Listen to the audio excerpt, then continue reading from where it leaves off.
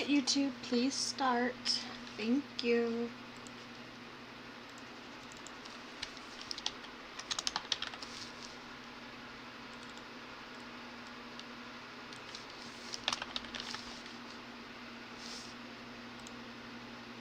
Alrighty, so, who wants to talk about what happened last game? Let's see. We hung out at the assembly is mostly what happened last game. We found out first we collected Bo, and who was able to tell us that Trent's house is about an hour north of town, not right near the academy, which is what we thought. It's outside town, about an hour. V got a disguise from Bo's friend, the makeup artist, and was taught how to redo the disguise himself. Bo got a tattoo. It's not amazing, but she likes it. Makes her look cool. Kiora got dressed. And Macklin faked a peace bond on her longsword with a quick release knot, so it looks like a fashion accessory, but is not strictly a fashion accessory. I don't have any notes at all about what Jocelyn did. I think Jocelyn mostly hung out, maybe took a nap. That seems like a Jocelyn thing to do, but I don't know if it's a Jocelyn thing that got done. Yeah, that's pretty much it.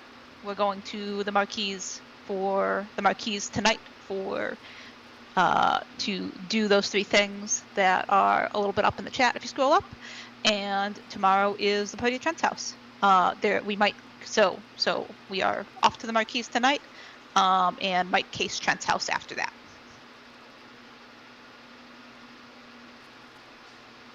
Okay. I'm giving a little bit of space here. Not a lot of space, but a little bit of space about anything anyone would like to do before going to the Marquis' house. That was all set. I'm good to go. Jocelyn's been ready. I think Kiora got dressed and got her makeup done and realized, oh, I've actually committed to this plan. I can't really do anything about it now.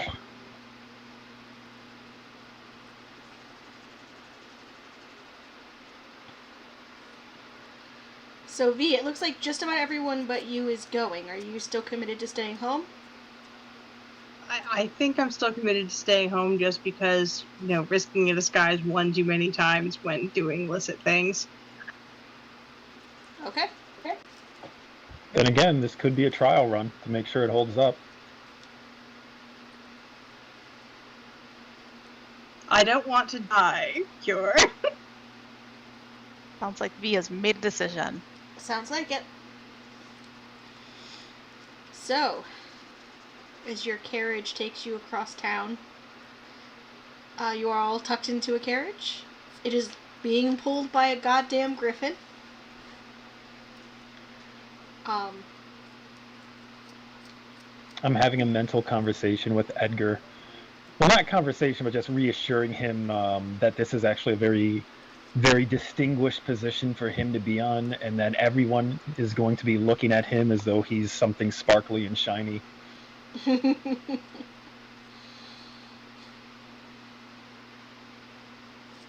He does complain a little bit to you about how heavy the carriage is. But he's my big, strong boy. But you make it to the Marquis' house, a lavish chateau, if you will, in the upper crust of town. Is the Marquis' house still in town? It's still in town, so we did. Okay, cool. Thank you. Let's see. You arrive. A footman quickly opens the door for you all.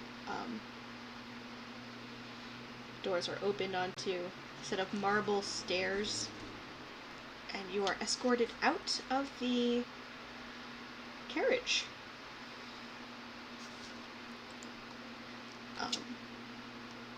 And up to the main doors, which are thrown open for you as you are announced. Actually, a footman will whisper to you quietly, "Your Grace, we did not have the names of your companions or their titles."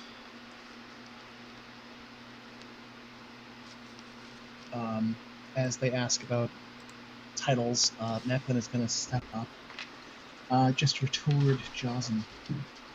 This is Johnson, Duke. Duke Johnson, keeper of the Harshwood. And one by one start gesturing toward others. Tab Taran Cloud, companion of the Ivy Heart Thicket.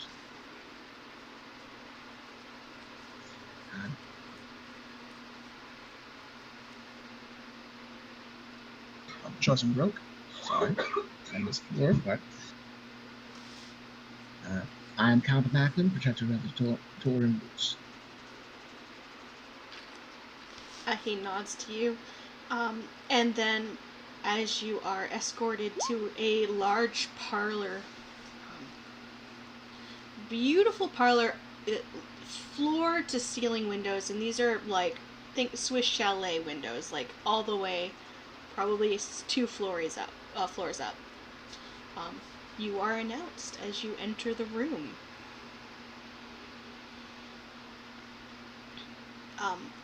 There are a few people kind of lounging here and there in the parlor. All stand as you are announced and enter the room. A younger gentleman, dark-skinned, kind of chin-length hair kind of pushed back from his face, a beard, but not like a beard, just enough to, in fact, say that he has some facial hair. Wearing beautiful silks, kind of in like almost like an open front robe with a tunic, pants. Moves forward and approaches you, Cure, bows courtly in front of you.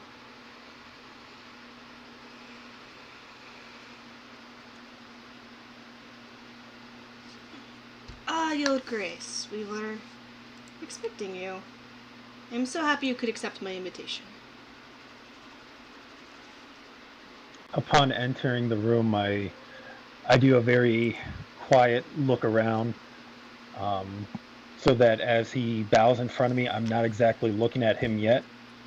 I wait until he finishes before I level my gaze at him, and I'll hold out a hand. Mm-hmm. He takes it, definitely kisses the back of your hand. Well, it's not like not a wet or sloppy kiss, but lets go of you pretty quickly. I nod and withdraw my hand. I appreciate you extending it. Thank you for your hospitality. Of course, it is interesting to have such neighbors in town. So many people of note from Taldore.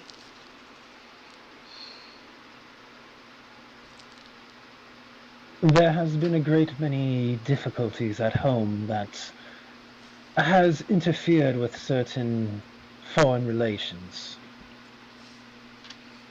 My journey here was somewhat abrupt, but we do wish to make the most of it while I'm in town. Well, I am honored that you have called upon me. He kind of motions around the room. I have took the liberty of inviting some people to dinner with us. I think that they will be excellent new friends for you.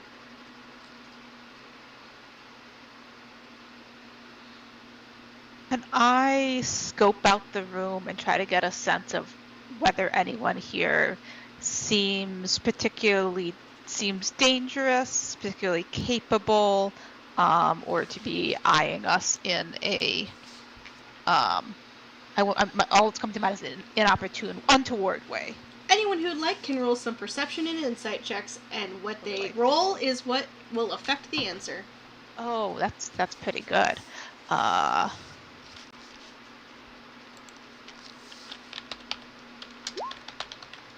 Sorry, put a space in there so it's more readable.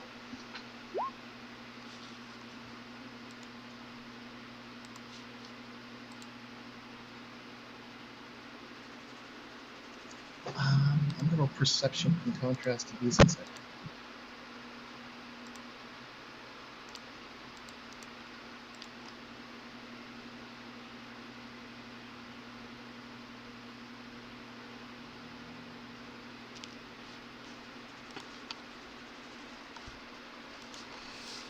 And this is why Cure gets Rogue Party. Oh yeah. Naturally. Yeah, Jaws is not even gonna bother. No vibe checks from Jaws, and just exists. Jaws just gonna accept what his friends do, I guess. I mean, I guess. Hold on. What insight? Let's do Do any of them insight. sound suspicious? You got swishy eyes. Very Good. swishy eyes. Okay. That's a nat 20 on my insight. A natural what? Wow. Nice. Nat 20. Hey! Do they sound suspicious? Do they sound friendly? Has anyone's Aggressive? got an aggressive Suspicious? heartbeat? I was just gonna say, yeah. Is his heart beating wicked fast? Is his breathing heavy? Alrighty. Is there a slight tremor in his voice when he speaks?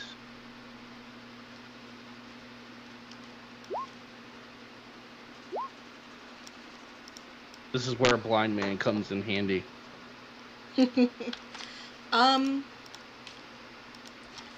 God damn, okay. I'm sorry, I'm trying to decide what everything gets. I didn't okay. So Didn't expect us to roll this well. I mean there's well, but then there's fucking Rogue Party. Yeah. Oh. And There's then an upper some limit to what you random can get from these bullshit. insight checks. I mean, after a certain point, a 20 is the same as 30. I mean, speak for yourself.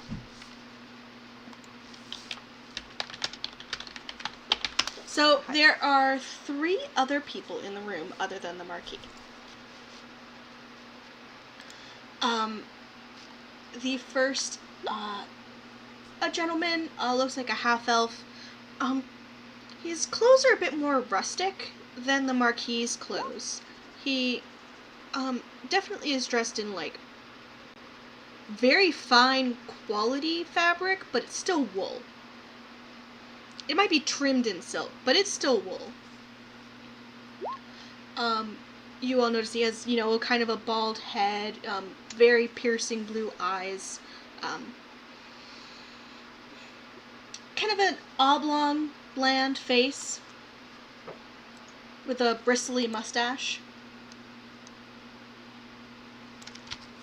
Which is, I mean, definitely interesting for a half-elf. He's kind of quietly puffing on a pipe in a corner. It looks like he was reading a book. What kind of tobacco is it? It smells faintly sweet, like some sort of. It's definitely tobacco. It's definitely not tobacco, but it has kind of a sweet scent to it. Sweeter than normal.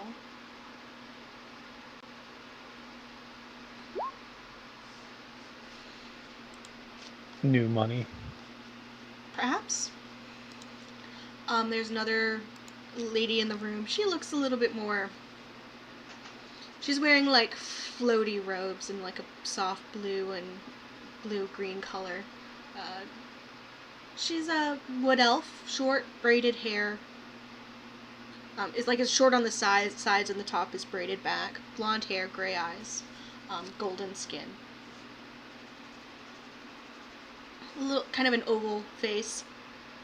She has a tattoo over her, around her, like on her neck behind her ear.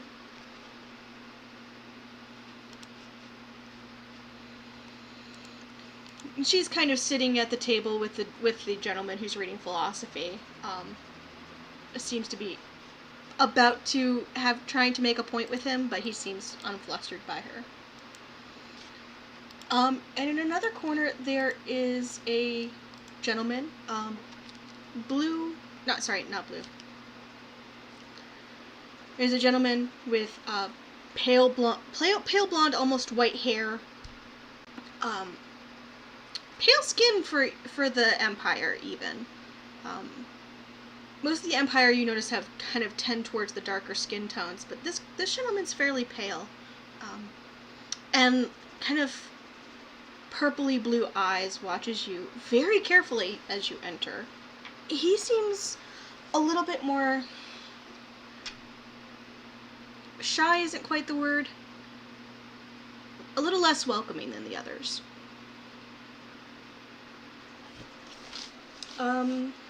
And Jocelyn, meet me in Whispers. Okay. Channel switched. User joined your channel. Hello. All right. Hello. So with that natural 20, you notice that the man with the purpley eyes and pale hair, he is wearing long sleeves, which is normal. It's not warm here by any chance. You notice that he's kind of got a nervous disposition, and he smells vaguely of, that ozone smell that comes with arcane casting? He smells vaguely, he just kind of carries that scent with him, which is like one of those few things that only Jazin would pick up. Mm-hmm.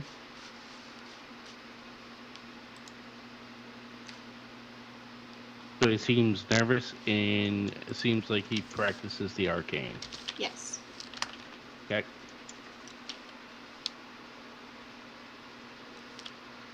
And where is he positioned? Like, where is, in comparison? Looks like he was looking out the window at the sunset. This window is facing like the mountain. It has like a fantastic view of nature. Oh, I wish I could see all that. Yeah. Okay, so he was positioned close to the window. Close to the window, which is it by the woman? Or no. Kind of off on his own? Kind of off on his own. Okay. I got you.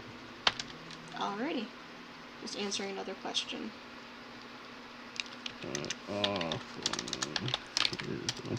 Sorry, I'm just making notes. Political spiels and talks, so that's the nervous guy. Alright, I got it. Let's do this. User left your channel. Channel Is switched. Josen going to make a dramatic pronouncement? I cast Fireball in the center of the room. Nope. Josen's not going to say anything at the moment. After our host mentioned inviting other people and kind of gestures, and everyone's kind of doing their check, I'll chime in with, "The hospitality of the Clovis Concord precedes you. I'm glad to see such rumors have a basis in reality." Of course. We are known for open ports and open hearts. Of course.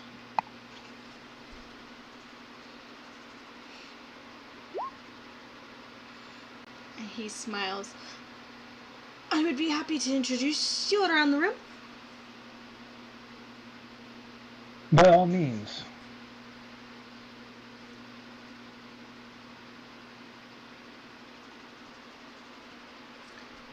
And he motions for you all to follow him as he makes his way to the table with the two people who look like they were maybe having some sort of discussion about a book of philosophy. Both stand as you approach.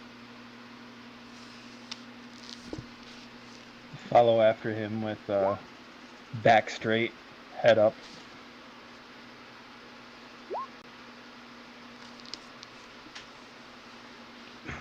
Josen's going to position himself on the left side of Cure, just behind, probably about maybe a step. I'll stay close by, but I'm going to leave Josen closest. A little bit to the right, a little bit behind, hands folded behind my back, rubbernecking, as though taking in and appreciating this lavish chateau. We are a similar posture that Macklin just described, but relative to Macklin. Josen is something that you guys don't notice. Josen ever really do, but he's gonna position his cane and stand holding it with his head down, with his almost like he's listening to everything and he's not looking around. Oh, what is he up to? Pretending to be blind. Pretending to be Pretending to blind. be blind, yeah. He does. You guys do notice that he's using his cane, tapping almost as he walks. Oh, motherfucker. Okay, cool. Interesting. And we've never seen. This is not something we've seen him do before, right? This is not. This Okay. is not a normal Jazen move. Interesting. Very good. I love how Jazen didn't commit any advice to the proceedings and just went with it, and as soon as we showed up, suddenly falls into character. That seems extremely on brand. like no wasted effort here. I don't know if there's any way that we can tell, but is there any way for Tab to get a sense of whether this is a performance on Jocelyn's part or whether this is echolocation? Yes. Perception? Oh, that should be fun. Jaws and deception, I guess? It's fine. It's a 9. Maybe he's just disoriented because he's That new seems here. likely. We will scurry up near Jaws and we will not touch or interfere with him at this point. We'll just sort of scurry up and fall alongside him in case we need to steer him around anything. Mm. Yeah, I got a 21 deception, so... Yeah, no. It's... Yeah, easy enough. The two who were at one of the side tables both stand as you approach. The gentleman bows, the female elf curtsies as the Marquis introduces them. This is Lord Galladair Nalith. He provides and Did you say Scaladair? Galladair Nalith. Skeletor? Galladair. Like Galladair. Thank you. Skeletor.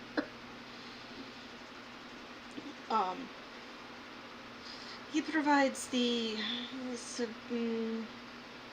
Marquis obviously fumbling as Lord Nalith kind of just gives a grin, and it's like one of those I hate this guy but I'm here because I need to be here looks as he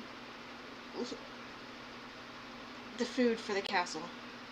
That's what my family does. We provide food to the castle. It's a pleasure to meet you, Your Grace. And he kind of bows a little bit late.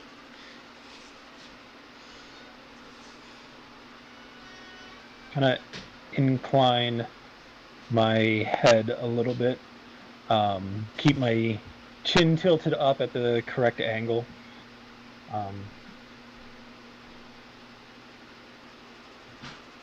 I've been on many campaigns where victory depended on ensuring an army is well supplied and well fed.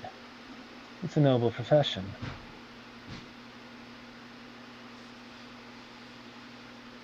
Well, I think so.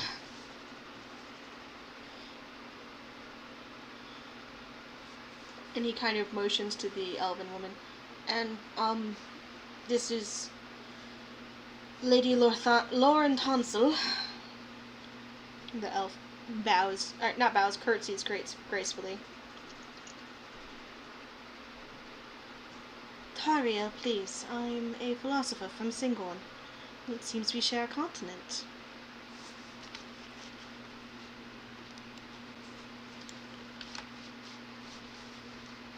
Indeed. To be quite honest, I had not expected to find another native of Taldore this side of the ocean.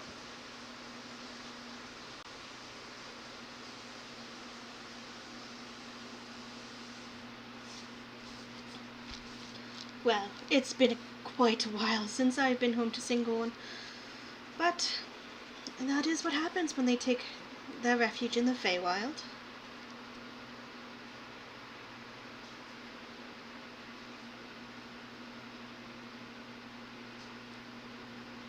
I nod again.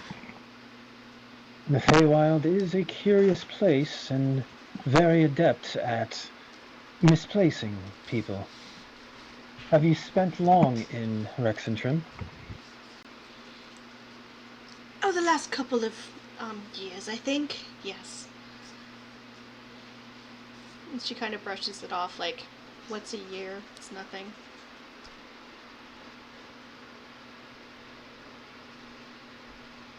Can I roll insight into her response? There seemed to be a little bit of something in her delivery there.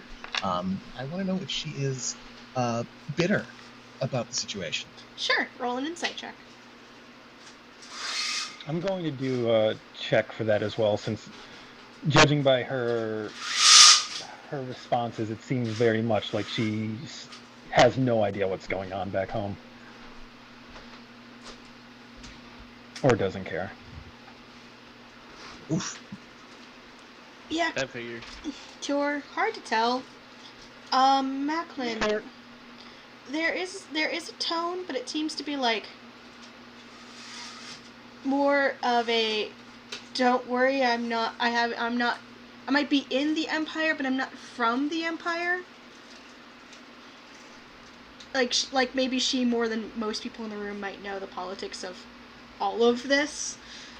Okay. And is maybe positioning herself as like, oh look, we have a continent in common. We practically neighbors. Same continent, both kind of, separated from our homes. Yeah. Got it. Cool. Noted. Macklin's just going to smile amicably toward her, bow his head, indifference.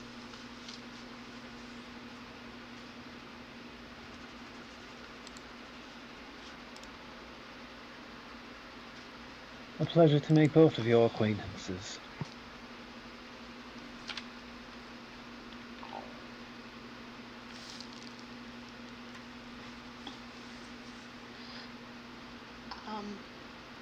The Marquis actually kind of sweeps over to the younger gentleman and kind of like loops an arm in his and pulls him over.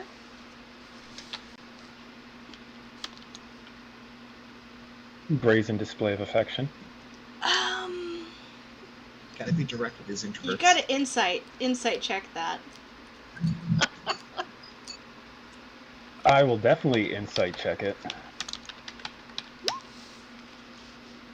I'm not needed for this. You got this.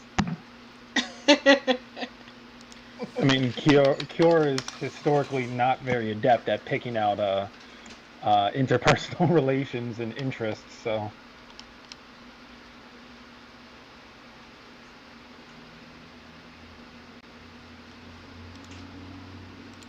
Sure. Definitely that the Marquis is very familiar acting with him.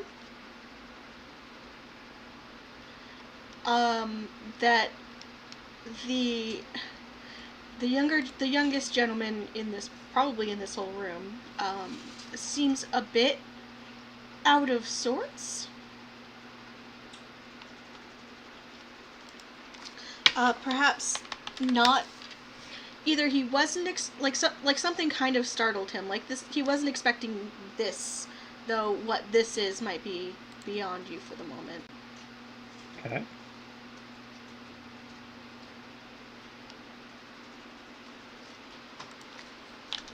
When he was kind of dragging him over to introduce him?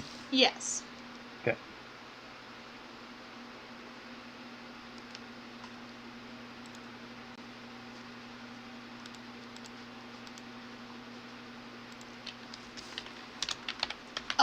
And he kind of stands stiffly as he is dragged over.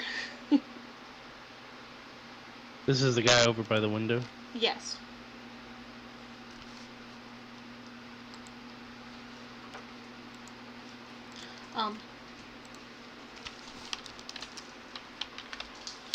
And he bows. When he bows very, very much at the waist, and he bows low, lower than most nobility would bow before standing. He's very stiff-backed, straight. Everything about him is like his spine is just a steel rod. Has he been introduced yet? Not yet. The Marquis grins a little bit. Um, This is my dear friend, Tybal. Tybal is a student at the Solstice Academy.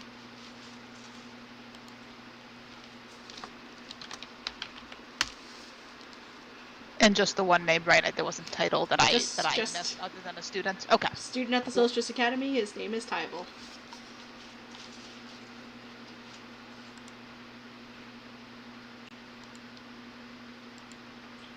How interesting. We've heard some things about the Solstice Academy. Tell me, what do you study there?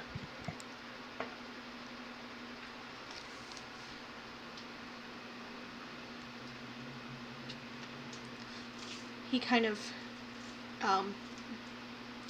his words catch a little bit. He's like, primarily,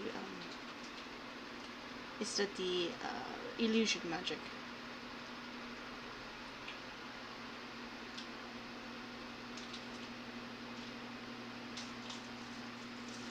Macklin nods appraisingly, and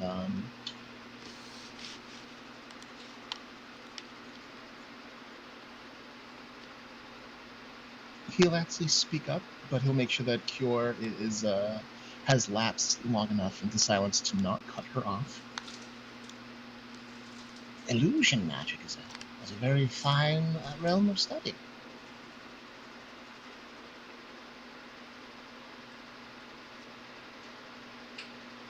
I imagine you'd be very popular among the gnomish cultures.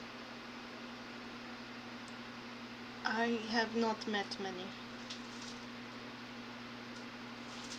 Natural illusionists, most of us. It is fun to see the occasional human try their hand at it. Great things your kind can do.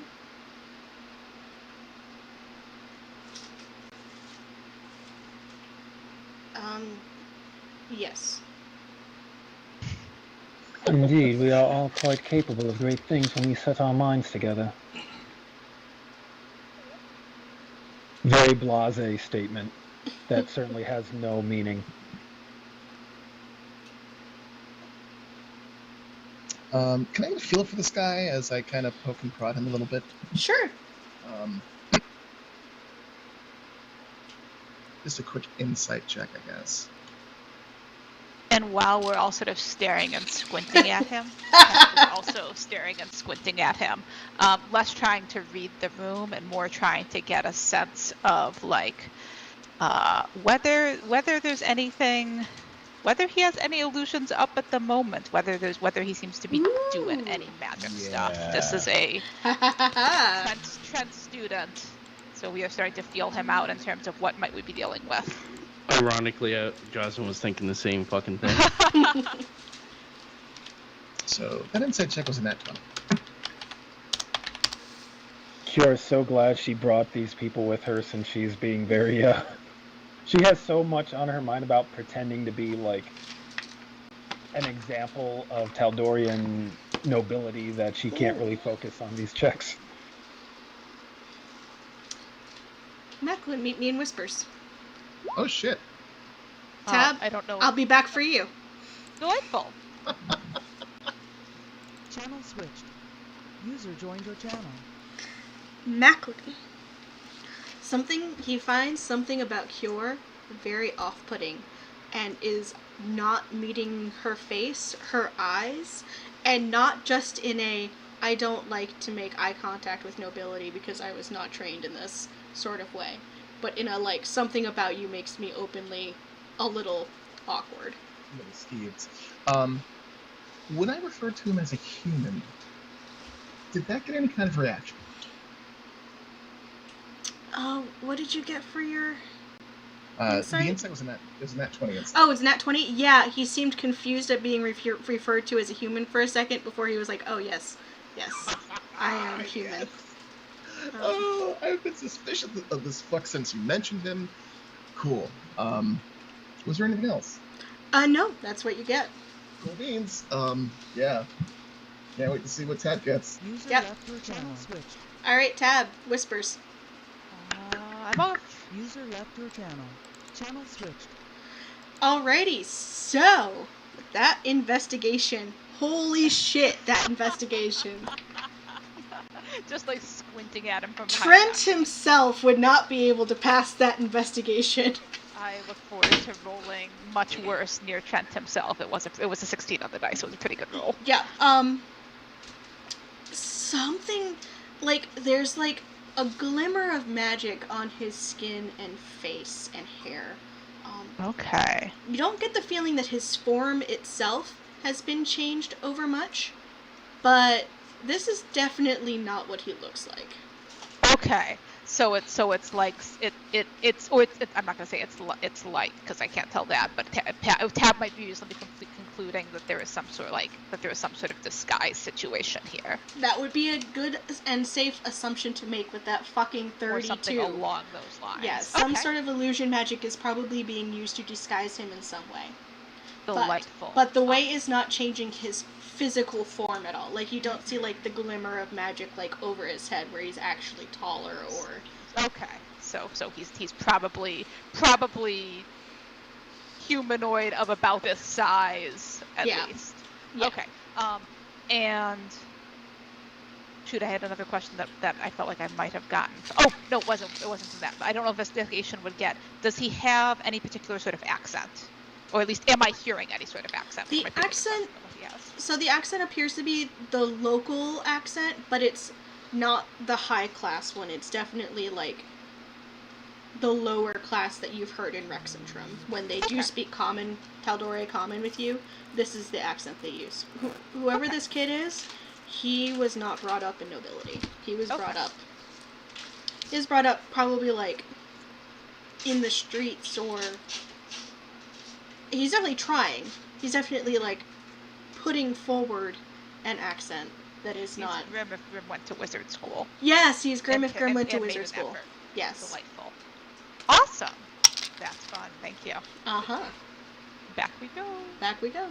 User left your Head channel. thrown back. Just holding his nose and cupping it for the duration of this dinner party. What is You this? punched while we were gone. No, it's fine, it's fine. I've always dreamt to be smacked in the face by Lord Johnson Rock. You feel got like that. I feel like I missed a thing. No, nothing happened. We were just imagining Josen smacking people with his stick. The cold, cocky Macklin in the face just came to us in full crystal clarity in all of our mind's eye. I mean, that does sound extremely entertaining. Alrighty, so.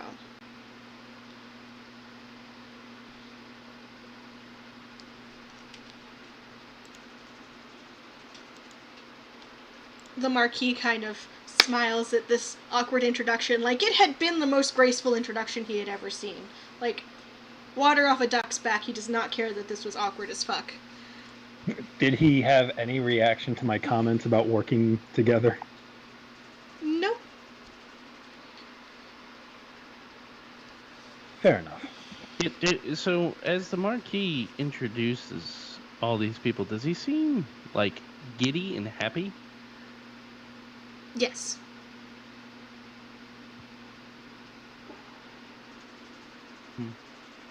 Good to know.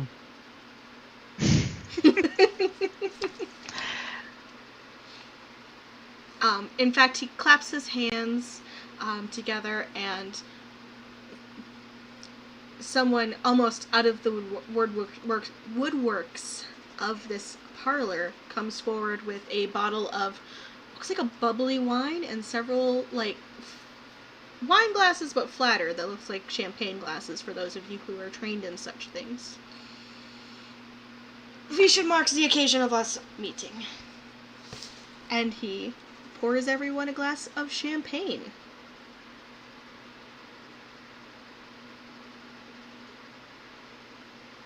We will pretty promptly take a sip. I take a glass, but I wait first for everyone else to take a glass, and then watching the Marquis, since these normally are accompanied by a little toast. Mm-hmm. Yeah, Tab, like, sips their wine and realizes that everyone's waiting for a toast as the Marquis raises his glass. Oh no, it's fine. We're waiting to see if Okay. We were going to ask, does anything taste funny? We're guessing he's Right. not actually poisoning all of us, but it still seems a good idea to use Jello Jones. Fair enough. No, the bubbles tickle your nose a little bit. Tab probably hasn't had wine of this specific quality. Yeah, we sneeze. Fantastic. I don't react. As the I just continue watching the marquee as though this is par for the course. Just quietly, bless you. The tab. This Tyval looks Little over. smile. Just almost automatically at the same time Macklin does this Gesundheit. And Salute him with our glass, but don't drink anymore. Yeah. the Marquis raises his glass. To new friends. We are very happy to have you here, Your Grace. And friends. To new friends, I say as I kind of lift my glass to him. May our conversations begin here and last evermore.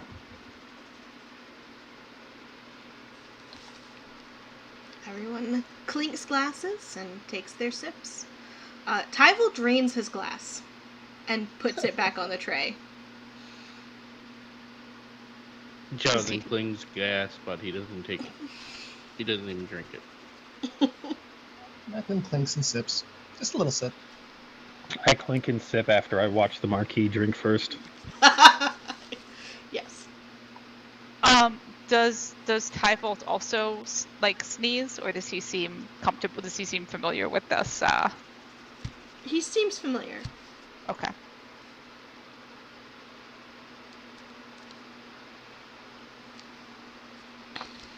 Or at least have a less ticklish nose. Extremely fair.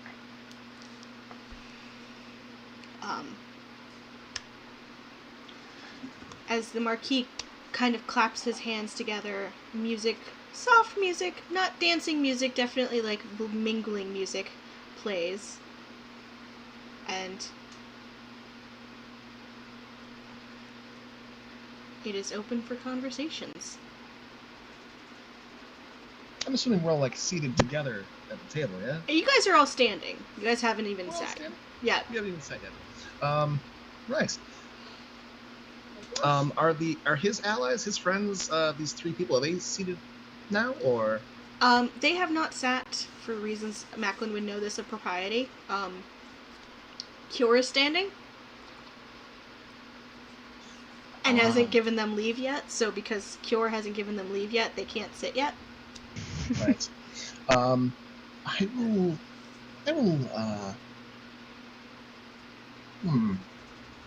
Are they all like positioning themselves around the table and just waiting? Two were standing at the table. And it's a small table. It's not like everyone can sit at this table. This is not where dinner is happening. This is I was gonna say we're in a parlor, right? Yeah. Okay. This is like a side table that can maybe hold like 3 books. I'm going to see how long it takes Cure to realize that they're waiting on her. Yeah. That feels like a wasted 20. Cure has some training. Just in the back of the... Odessa was always kind of supposed to be the Empress, and it wasn't clear what Ilia was supposed to do, so there was some, general, etiquette on how to act when you're around an Empress in public, drilled into you as a child. Yeah, so I'll see them kind of standing and shuffling a little bit, and I'll find a seat for myself at the table. I don't pull it out, I move over and stand beside it and kind of wait. Would that be one of our jobs to pull it out, or would that be the host job? You actually see Tyval actually move forward and pull the chair out. Oh, that's very nice of him. My thanks. I'll nod to him and seat myself. He nods. The two that were already sitting at the table sit. Tyval peels off. He gives another smaller bow before peeling off to go check out. It looks like a bookshelf on the other side of the room. The Marquis pulls up the last seat at the table and sits down. Before looking at a servant, I think we need more chairs for this little table. We would like to drift over to the bookshelf alongside Tybalt, and basically we're just going to try to and I would like to try to make a case for this as stealth, but I can see arguments to the contrary. Basically, until further notice, we would like to just basically sort of just coincidentally exist near Tybalt. Like, we're not obviously following him, we just keep ending up near wherever he is, keeping an eye on whatever he's doing. Without Sure. obviously keeping an eye on whatever we're doing. I'll give you stealth as inconspicuous movement. Sure. Okay. Nat 20, 39. You're this guy's shadow. He doesn't even notice it. He can't stop keep meeting like this sort He of certainly situation. has plenty of Delightful. practice with That's Cure what in we're that doing. regard. We're not even like in his blind spot necessarily. We're just like somehow near him, but not seeming to pay any attention. It's a It's fucking masterpiece. insane. It is insane. Jocelyn might not know we're still in the room. Jocelyn doesn't even notice what the hell you're doing. He wants to, but he can't. He's busy. All that tapping is overwhelming his senses. Does Jocelyn look like he's about to, like, get a seat, or is he just standing? Jocelyn is standing behind Kyor's left shoulder. Just looming like a shadow? Mm-hmm. Alright. You see the Lord Nalith kind of stands, gives a buyer leap to Cure. I think I've quite had enough of this conversation with politics and philosophy, if you'll excuse me for a moment. And he will excuse himself to a different part of the room. Who's that? Lord Nalith, the farmer. Yeah, got you. And he will make his way to a small, there's a small, like, area where there is a harpist playing. And he's going to sit at at a couch kind of facing the harp to enjoy the music.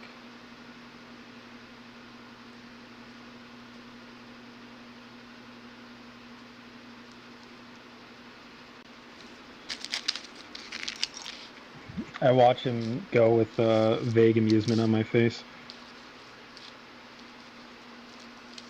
He almost seems as though we were about to discuss politics. Wherever could he have gotten that idea from?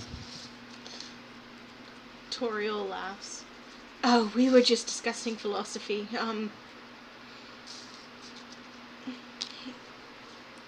Arguing about philosophy as is our way. And she kind of just waves it off.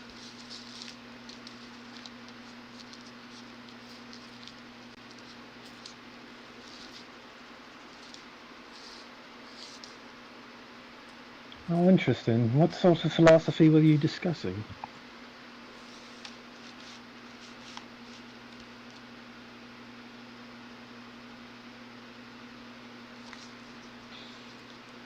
Oh, nothing interesting, just the Storm Herald's prophecies and whether or not there's any truth to him. Just idle gossip.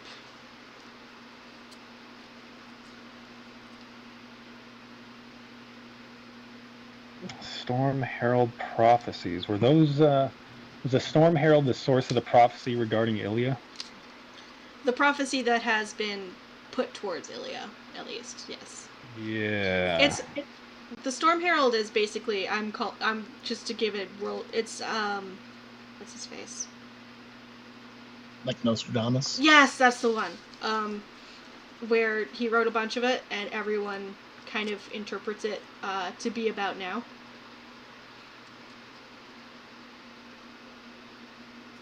I suppose the Storm Herald. that's the problem with vague. precognition and the such. You just don't name names and you don't name times. It apply to anything.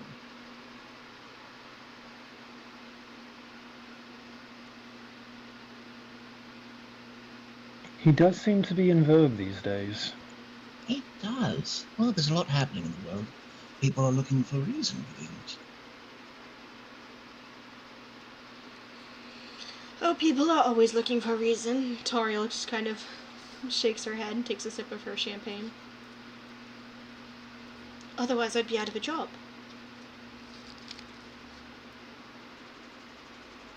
I must confess, I find myself drawn more towards what can be perceived and experienced over the words written some untold centuries ago.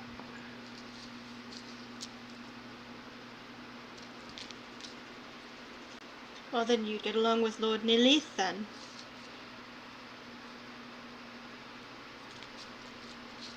A practical man, I take it? She nods. He trusts the dirt under his hands more than he trusts the... What did he call it? Idle musings of nobility. I think that the irony is lost on him.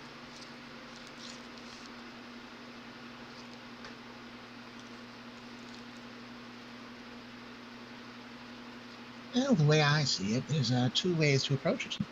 Either fate is predetermined or everything is subject to chaos. You find people fall into one of the two camps. Where do you fall, Lady Tariel?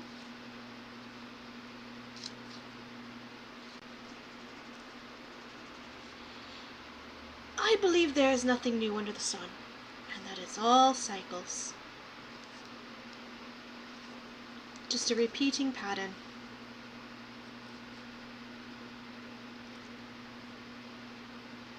That everything's been done before and will be done again? More or less.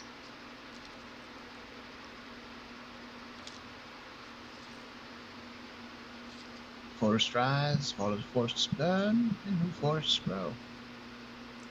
She seems exceptionally pleased by that analogy.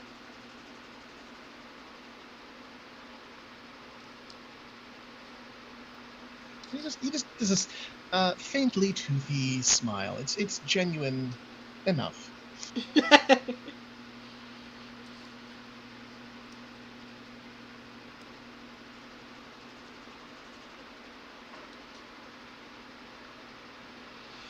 And I think for such short-lived creatures, humans and half-orcs, the similar like, the grand scope of things, of time itself, it's hard to see past 100 years. It's hard to notice the patterns. And when you only live to be about 100 years old, sometimes it's what's right in front of you that matters most. The dirt, the crops, this season, next season. Yes, see, that's what I didn't mean any offense by it, Lord Nalith. And she kind of calls out across the room before looking to you. It's just that some humans just can't see the pattern. They're just too wound up in the day-to-day.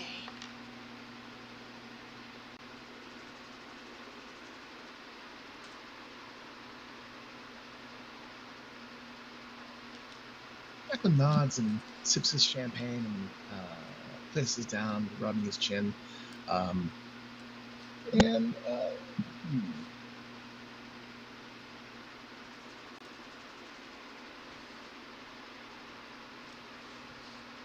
I make a persuasion check to come off as more than just an armchair philosopher? Sure. Cool.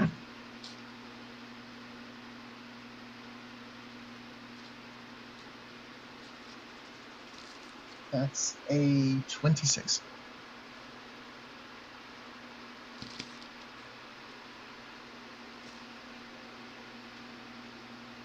She seems to think that you both are in utter agreement, and finds that agreement to be... Agreeable? Agreeable, yes. She does not seem like the sort of person who lets someone disagreeing with her go lightly. hence Nelith being kind of done.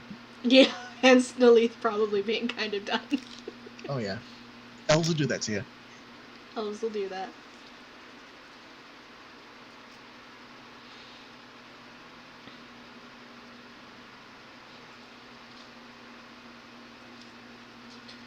I had heard, and Toriel leans forward, looking to you, Cure, that your grace was a woman of the cloth.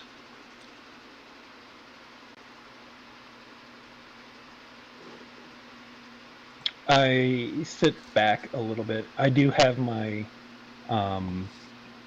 my arcane focus on me, the holy symbol of the Raven Queen.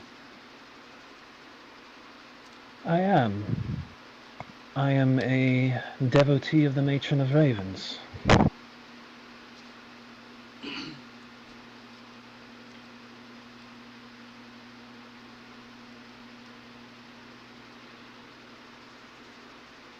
I've always been curious about the masks that they wear.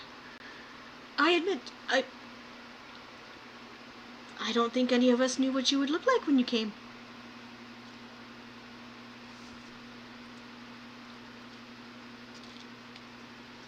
It might just be on my end, but you were clipping out a little bit. Oh. Did she say that no one was quite sure what Cure looked like when she arrived? What she would look like when she arrived.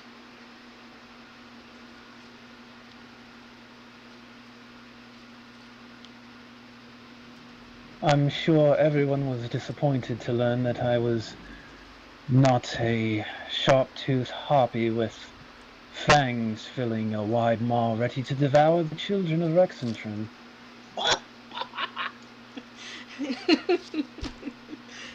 You get... Jocelyn kind of chuckles at that. There's titters around the table.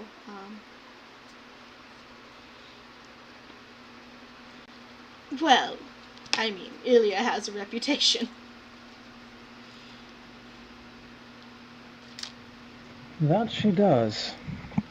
For devouring children or being a harpy? I suppose it depends which side of the ocean you're on.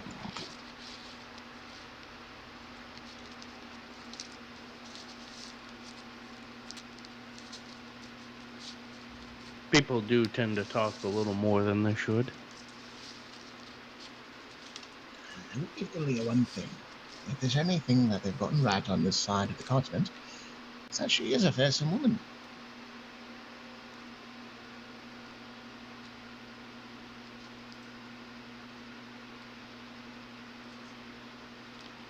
Reputations are a funny thing. They can often be used as a weapon for or against the one they refer to.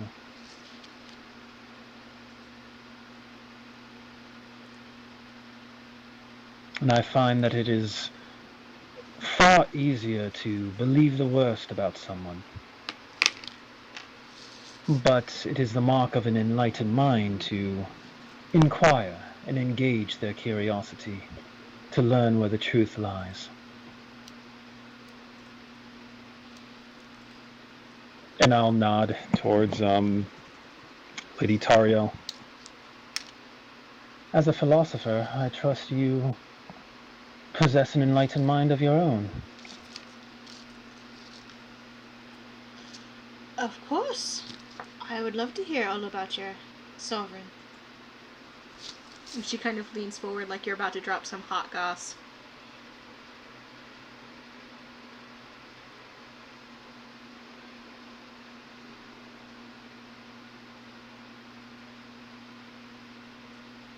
I wish that I could yield something illuminating, but I find myself grappling with a bit of a puzzle since our arrival in Rexentrum. The situation in Taldore is very well known. The ongoing conflict is widely understood. Yet I find no information pertaining to any such things on this side of the ocean. I must confess a deep curiosity as to why that might be.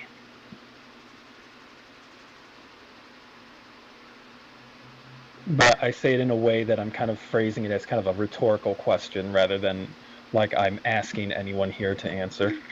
You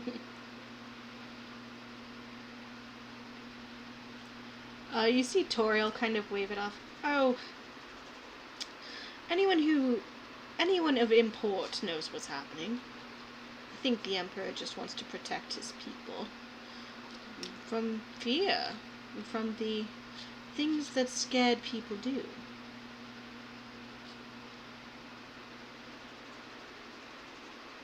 And I suppose it is easier to comprehend danger when it has a earthly face.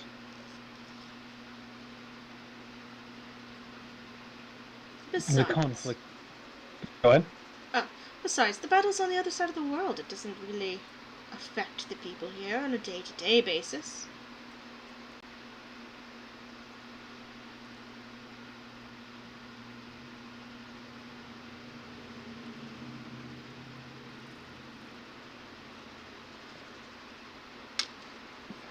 I consider how to frame my response.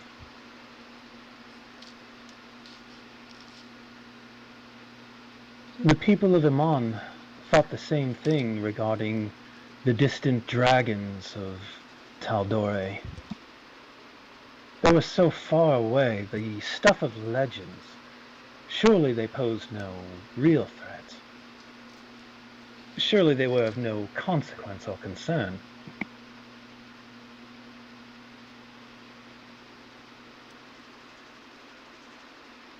They believed such things up until Thordak arrived.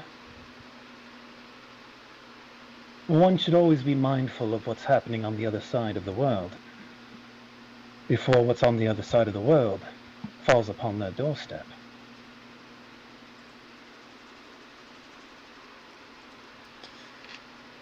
Everyone roll me a dexterity saving throw. Dexterity Okay. saving throw. Yeah. Dexterity?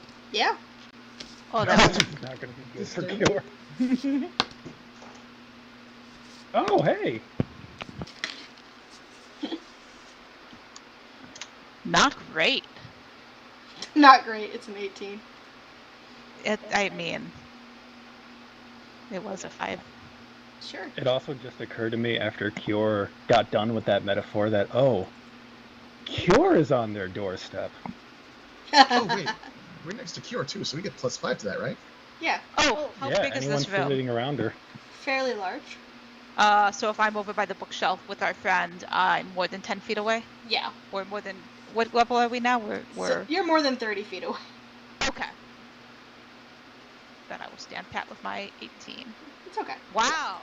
How is Tab the worst dex save in this group? Amazing. I mean, Wow. in this group. Don't worry. Oh no, Cure beat Tab.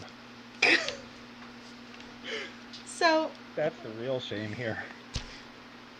you finish your sentence, and almost prophetically, you feel the ground beneath you begin to shake.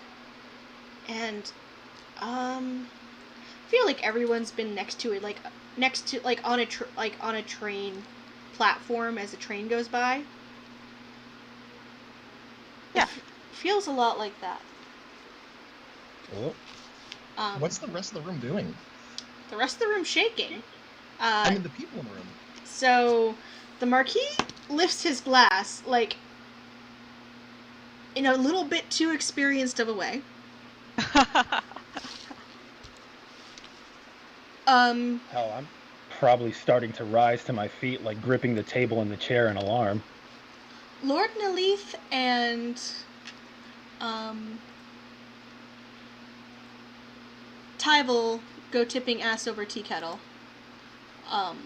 Tyval lands with several books falling on top of him. And Toriel seems to keep her feet. She doesn't seem very mussed about it. would we have felt an earthquake before? Like to I don't know if that's what this is, but I'm trying to forget if Tab is something that Tab would have a point of reference for or not. Even if they're right about Tab would, and Okay. Brooklyn would. I think most of the earthquakes I've experienced have been tied with something really big hitting the ground. Yeah, you haven't felt like an earthquake, like literally earthquake. Macklin did part of as part of the fall of Iman. Thordak caused natural occurrences such as earthquakes and Ah. Okay.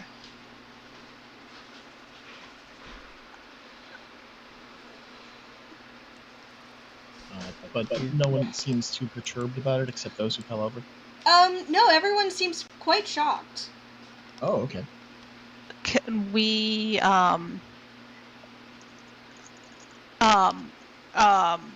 Tyvold fell over, right? Yeah. Can we attempt to pull him to his feet, perhaps a bit clumsily, and like pat him down a little bit in the meantime in process? Sure. You... Okay, so... And this lasts for like a second or so. This is not like an impact. This is like a rumbling that gets stronger and then fades. Yeah. Yeah, you can pull up Tyvel. He is hella oblivious as you give him a pat down. You think you found, you feel like a wand in a side pocket. It's probably a wand.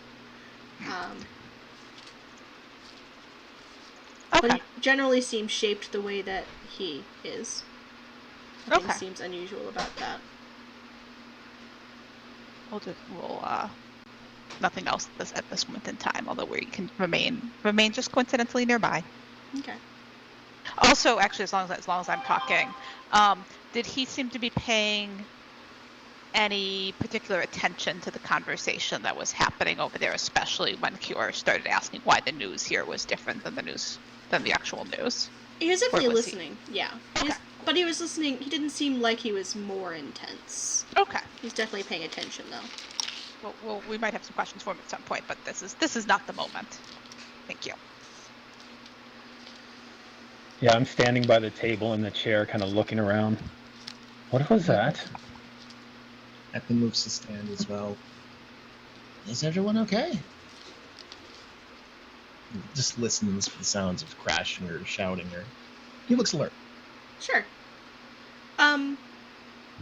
There doesn't appear to be damage. Some books fell off some shelves, but everyone looks fine.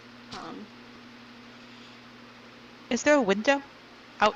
Yeah, Of this one of the walls is window. Like, Oh, that's very effective.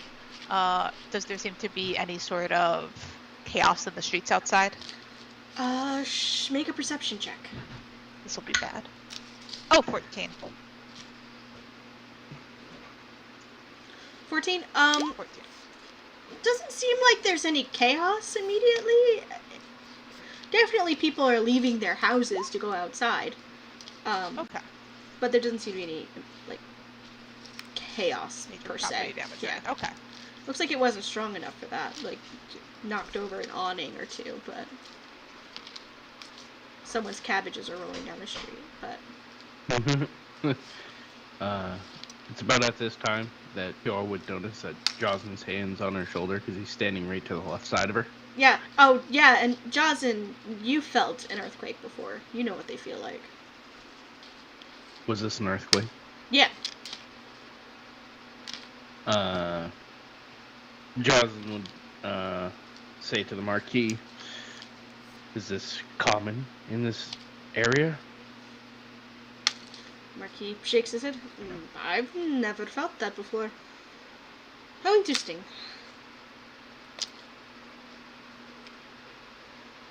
Kior, did you summon a dragon?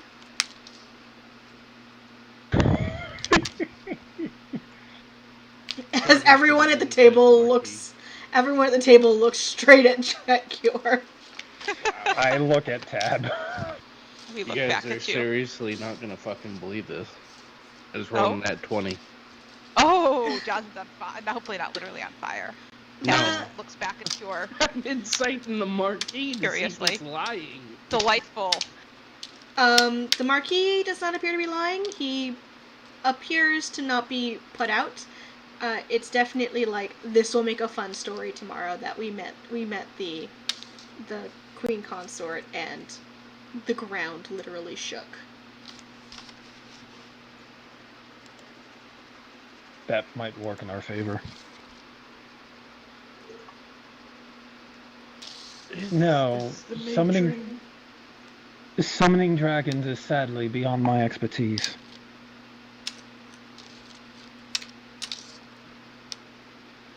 Remarkably good timing, though.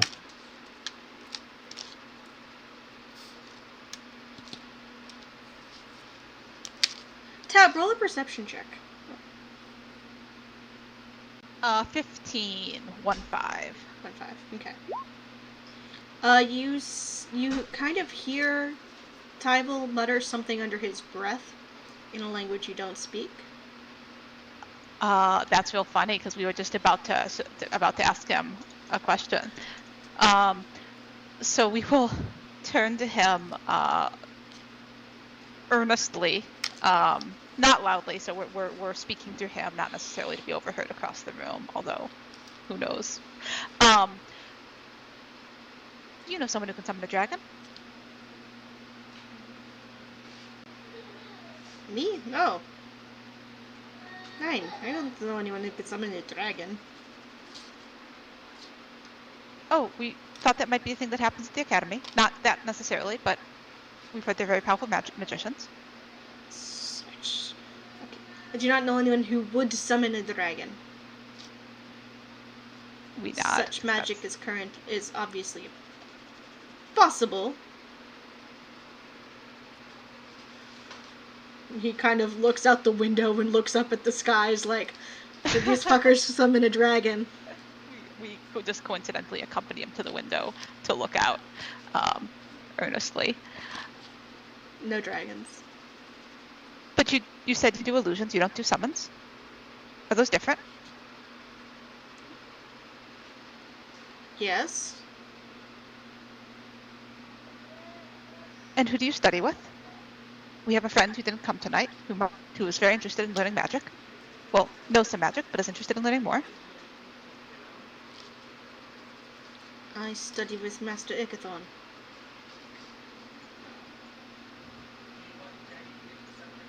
We, let's see. Yeah, we are 17 convincing that we don't know that name. Oh no, wait, we have a way better modifier than that. We are 23 convincing that we don't know that name. Who is he? One of the most prestigious masters at the school.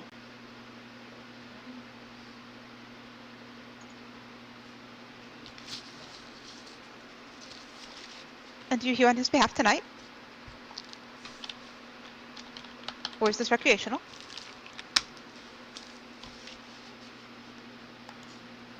I am here as a guest of the Marquis. He kind of straightens his shoulders.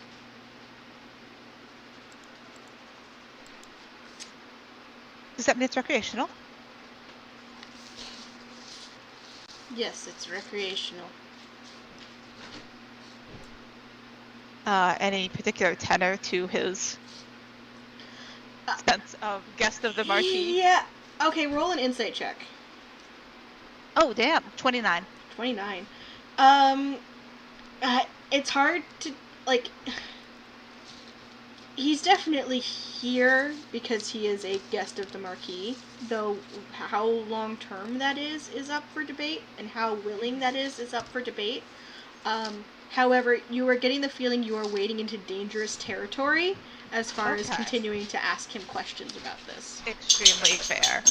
And in the sense, and maybe I can't get this, which would be fine, in the sense of temporary, it may or may not be temporary. Is that in the sense of because he is here at the pleasure of the Marquis, or because he is a guest of the Marquis on behalf of in service to someone else, or do I not know? Hard to tell. You can't get that much from an insight. Extremely fair. Well, that sounds very interesting. It sounds like you're moving in very interesting waters. Or not waters. Air. Not air. Was that a dragon? And we'll look back out the window. He immediately looks to go see if it's a dragon. And we will Frowns out of conversation deeply. and just spend a lot of time like studying clouds in case there might be a dragon hiding behind one of them. Okay. Roll a perception check. 12. You see no dragons. Okay. And we will cease to follow him around for the time being. Okay. He does eventually try to, like, just slip away from you. That's fine. We'll allow it.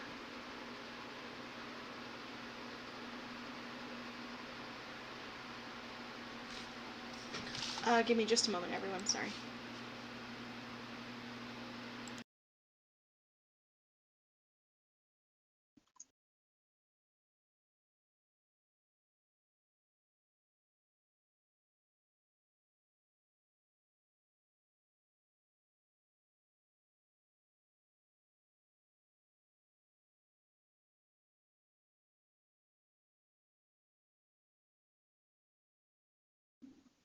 Sorry, everyone. We need to take a quick 5-minute break. Sure Okay. thing. I'll top off my drink. Yeah, I'm gonna go step outside for a sec.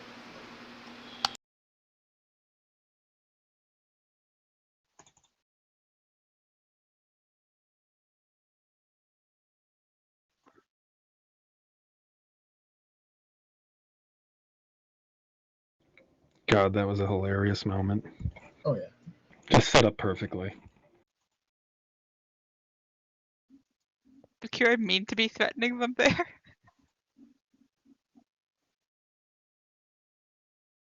Didn't expect for everything to get so theatrical. You did mention wanting to be theatrical. I know.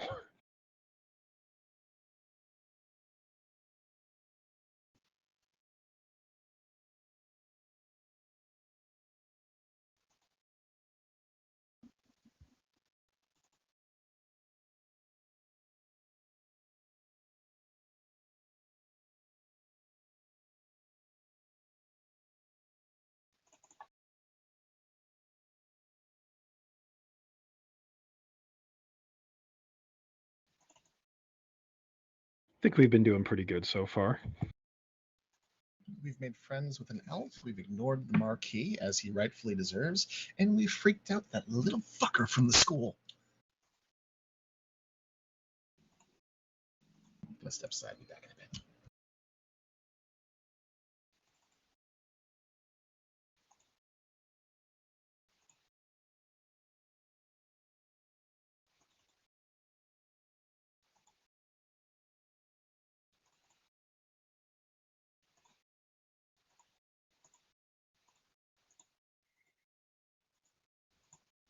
Doggy.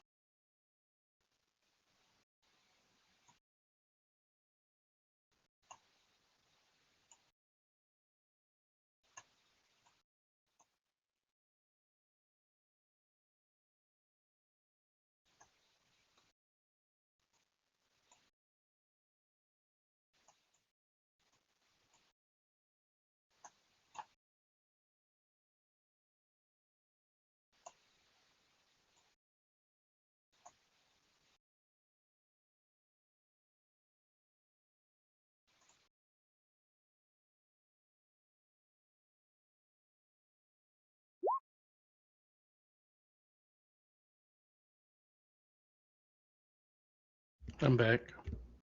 Welcome back.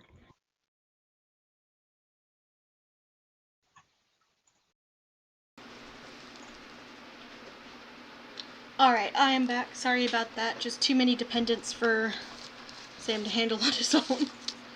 It's hard to be outnumbered. Oh yeah, everyone needed attention all at once.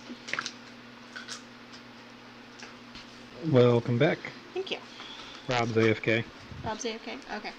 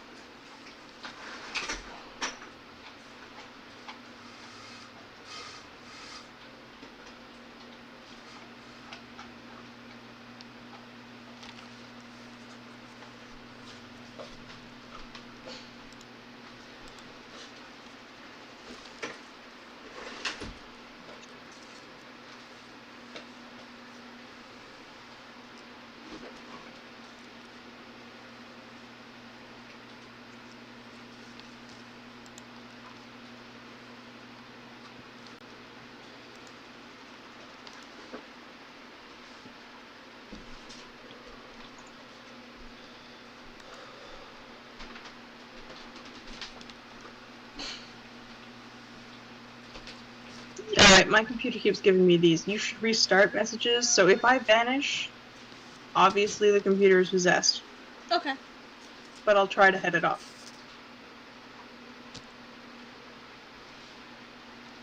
If you vanish, then Microsoft has won. Precisely. Obviously, if I vanish, I rolled a nat 1 on that strength check, and Microsoft has won. Possibly intelligence check. We'll find out. I'm just realizing that our bracelets are good for up to a mile. V is beyond a mile, right? We want Yes. to fight the Yeah. cost down. Okay, thank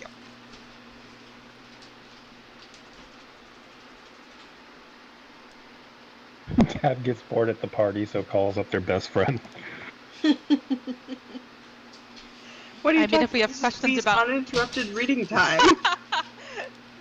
That would be his nightmare. If we have questions about magical stuff, I mean, we know who we would ask if we have questions about magical stuff. I mean, there's magicians, magic users present, but our bookish friend is who we would go to with those questions. But we'll have to save them until we get home. Where by home we Honestly, mean our current home. I'm Home is just wherever we're with waiting- V. I'm just waiting for Tab to somehow find a way to make long distance calm calls, because they are going to run up such an insane bill doing it. But it'd be hilarious. Over the beeper breaks, that would be amazing. This is the only game in which I don't play Ascending Caster, and I really enjoy not having to generate 25-word messages at the drop of a hat. So I will cling to that. I love that spell, but I will cling to the lack of long distance communication here. Do we have Rob back yet?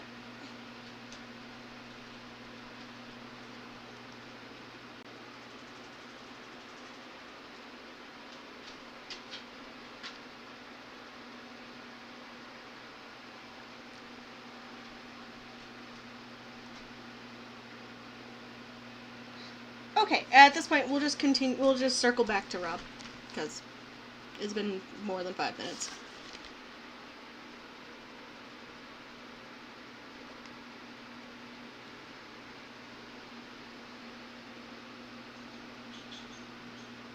So we had just redirected away from back to looking at clouds and not bothering Tyvault. Mm-hmm. I was just sitting back down at the table.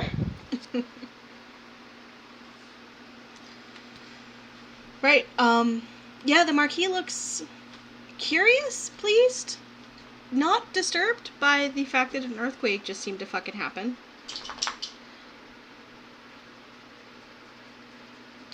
Toriel looks a little less, pleased, and she kind of frowns a little bit, like she's thinking about something very specific. No such thing as new things, huh? She looks at you and then nods. There is nothing new. Even though.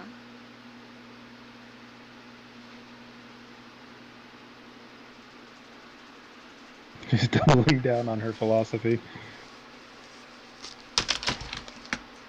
Or she knows a thing. Philosophy. Toriel, Oh, Does she know something? roll an insight check. 26. Does she know something? She knows something. She is sure that she knows something.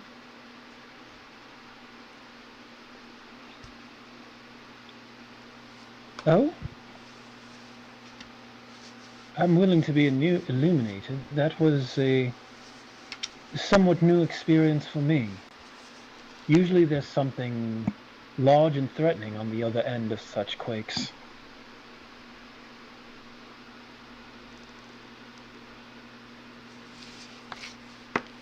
She kind of nods and puts on a bored affectation. Well, I imagine there was. It's just not close to here.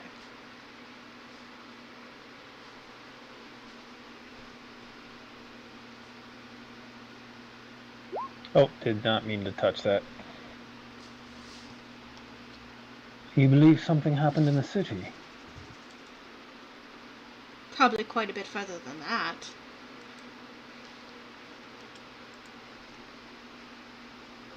What makes you say that? Because that was fairly weak as far as those things go.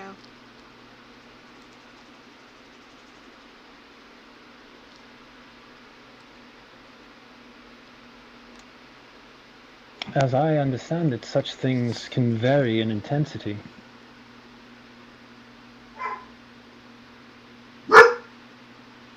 She nods and sips her champagne. Percy, your opinion is not required right now. Thank you. I'll sip mine and kind of glance at Macklin to see if he's as suddenly suspicious of her as I am. sorry, I actually missed a bit.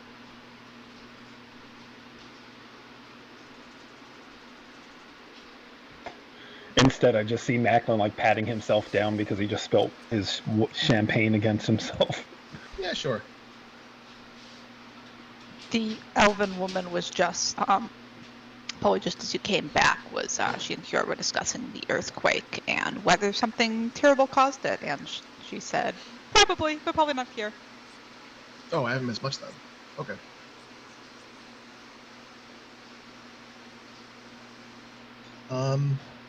Yeah, I'd like to insight check that board affectation. Yeah, sure. Hey, that's one of the highest rolls I've had. A 12. Plus... So 28. Macklin, come meet me in Whispers. Oh, for Pete's sake. User left your channel. Channel switched. So, the boredom is definitely an affectation. She most definitely knows what that was probably about. And she's definitely side-eyeing the Marquise like, oh, what interesting, this is so fun. This is going to be such an interesting story tomorrow. She's definitely... Gears are turning, and she knows that there was something bigger behind it. Mm-hmm. The Marquise knows something's up. No, not the Marquis. Not the Marquis? Oh. Toriel knows there's something behind it. She knows something's up. Yes. And he's just playing it off as like, oh, this is fun.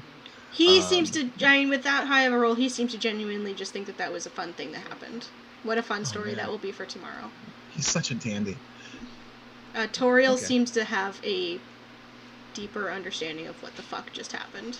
Deeper understanding. In fact, as you look at Cure, probably a deeper understanding than Cure does.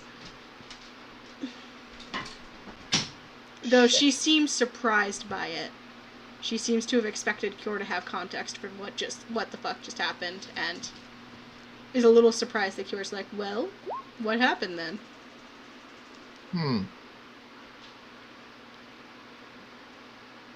So anyway, heading back to main chat. Sure. User left your channel. You Channel see his switched. rolls? No, Ah. not right now. I just heard something go. Sorry. Oh no, that was these comment in the chat. Dot. Welcome So back. at the mention of things happening far away, Macklin's going to continue patting himself down and he gets a good look at Tariel and nods a little bit.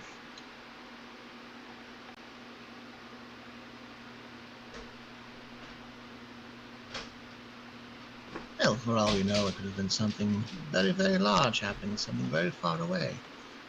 Perhaps over by the Stone Cage Cliffs. It's only a hop, skip, and a jump away from Taldori, where all the action is.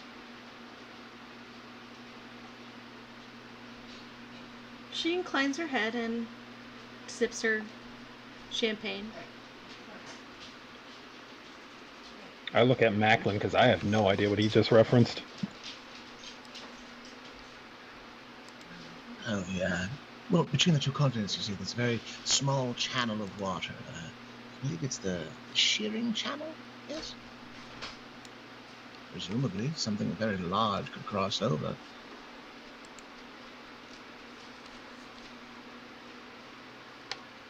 In which direction, hypothetically? Northwesterly?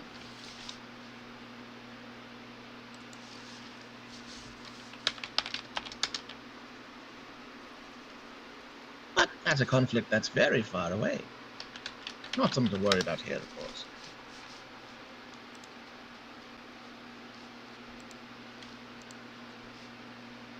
Well, in character, there's no way to know where this rumble came from, right? Not without doing like math and research and getting some information. Research and time and devices. Shooting in the dark. I mean, if he's referencing it, if they're feeling something from the canal, like, then something really bad happened at that, because that's like hundreds of miles away. Oh yeah, I mean, fault line goes boom, earthquakes go everywhere.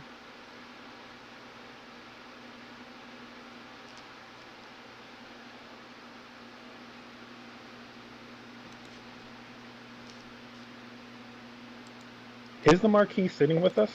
Yeah.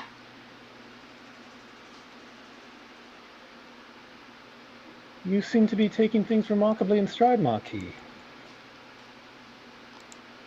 Do they have many earthquakes along the Menagerie coast? No, but don't see a reason to panic over a little bit of wavering.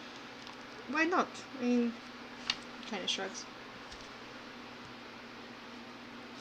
This is that bad?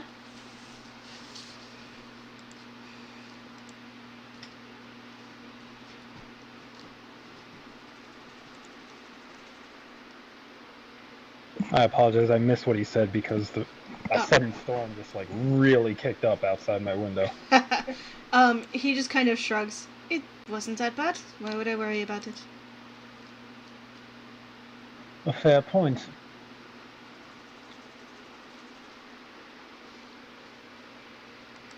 We shouldn't let such things distract us from such pleasant company. Of course. Plus, it'll make the story more interesting for tomorrow.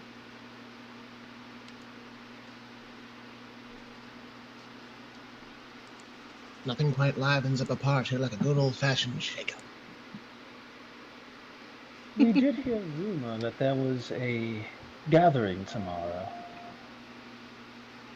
But I'm afraid we haven't been in the city very long, and we haven't had the opportunity to make the right connection, so to speak. Oh, well, I am the right connection to make. You and your party would like to come to the ball, then? A ball. It has been quite some time since I was able to enjoy such a festive gathering. Unfortunately, I know it has been quite some time since Iman has had such good parties, but I think we can make sure that you will have a good time while you are visiting. He kind of snaps his fingers. A valet appears almost instantaneously. Get How many in your party?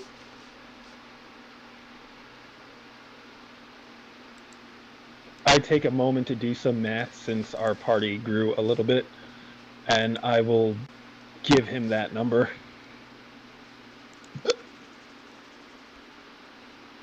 That's at least 5, at least 7 counting Bo and Art. What was Matt coming with us? Or were we bringing one of the other Bo guards? wasn't coming with us. Oh, We decided Bo wasn't coming with us. just 5 then? Yeah, I guess only the 5 of us would be actually going in. Fantastic. 5 invitations for my friend here.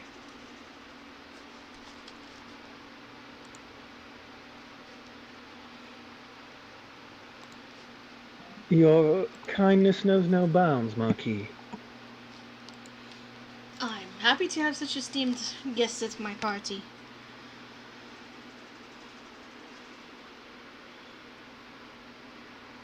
Besides, it would be good to make your introductions. I incline my head to him. Will you be staying at the embassy long? Only a few more days, I expect. Well, that is a pity. Yes, unfortunately. It does not give us much time for meeting those in the city we would like to strengthen our relationships, but it just means we must be more selective with those we wish to speak to while we're here. And I watch him to see if he, just to see if he catches the implication that, yes, we totally value you among everyone else in the city. Yeah, he's definitely taking the puffery. Excellent.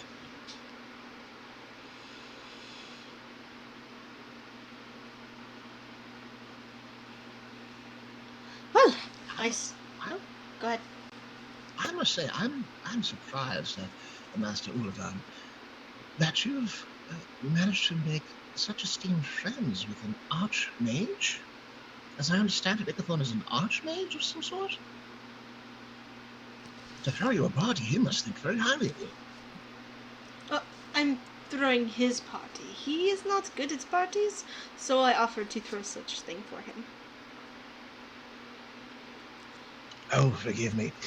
All this hitting the streets and learning a little bit of word of mouth. It seems the story got twisted around for me.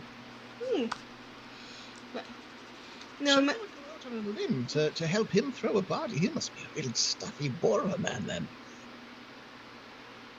Aren't all large magi?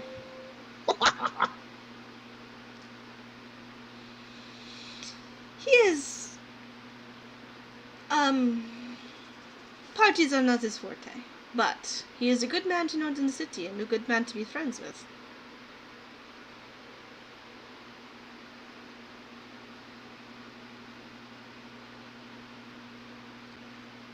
I can see the wisdom in that. Broadening your portfolio of connections, as it were. Of course. Just because someone doesn't throw a good party doesn't mean you can't be friends with them. Right, Lord Nalith?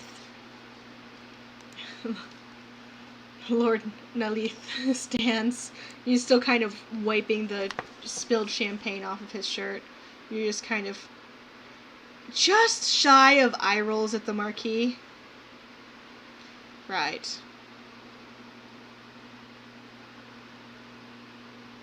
Ah, very shrewd indeed.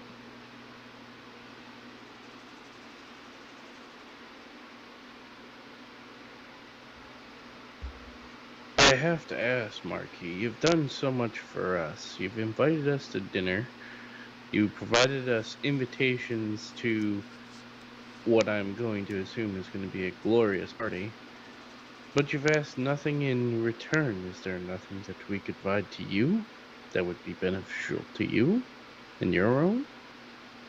Yes, such hospitality must be rewarded. he grins a little bit. Well, that just makes us friends. And we can be good friends, I think.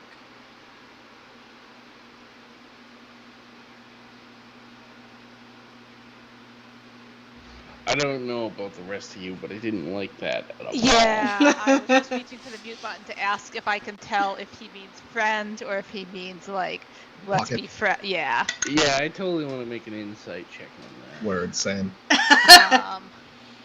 Perfect, nat 1. 22. Nat 20. Started life as a 2. My god damn. I mean, I would roll, but Cure is already assuming this interaction is transactional, so. Hey, Macklin and Tab, this interaction is transactional. Kind of figured. He's just doing you like- a lot of favors on the front end so that when he asks for a favor and y'all try to say no, he can be like, well, why would you say no? We are such good friends. I did this for you. I did this for you. I did this for you. I did this for you. Why would you say no to Which such is a... appropriate since Cure is going to smile and respond. Exactly, and such friendship freely given, without expectation, is so rare to find these days, don't you think? Plaza doesn't know why Cure is being so uppity. This guy seems like a really solid dude.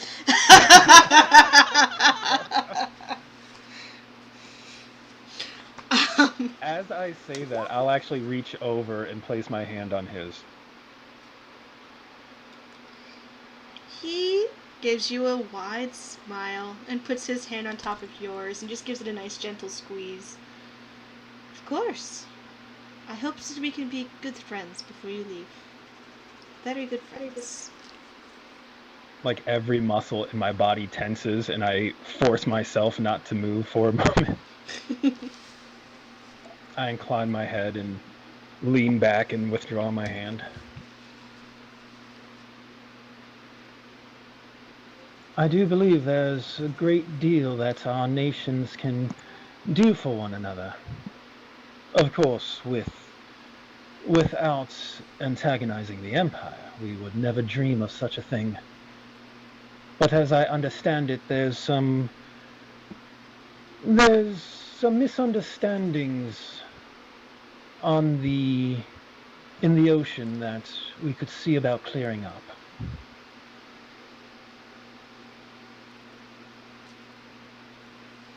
He nods and sips his champagne and lets you lead this conversation. You hear Jaws and anyone with a perception over 20 hears Lord Naleth kind of snort to himself about not antagonizing the Empire before excusing himself from the room.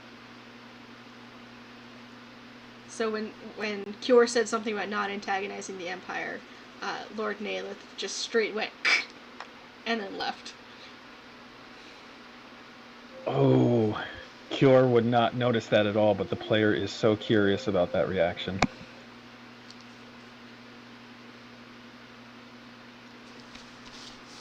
Should I insight that? You can. Yeah. Why not? That's 21. Something about that statement was hilarious. Funny, not funny. Interesting.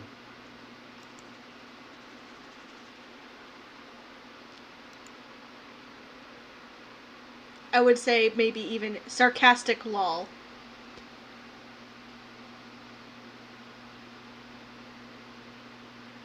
Since the Marquis is kind of watching Cure, she'll continue. I'm sure you're familiar with relationships born out of necessity and how those can prove irksome under certain situations, but how a bit of communication and open acknowledgement could create new relationships, ones that are far more profitable for all involved. Of course. But I'm also familiar with how loyal the Sovereign can be to her friends, especially ones who have been there with her since the beginning. Some would even say since before she was born. Loyalty is a admirable trait that deserves reward. But the world changes every day. And I'll kind of incline my head towards Tariel. In ways that may be foreseen and ways that are unforeseen. There's always an opportunity to discuss new options, open new pathways.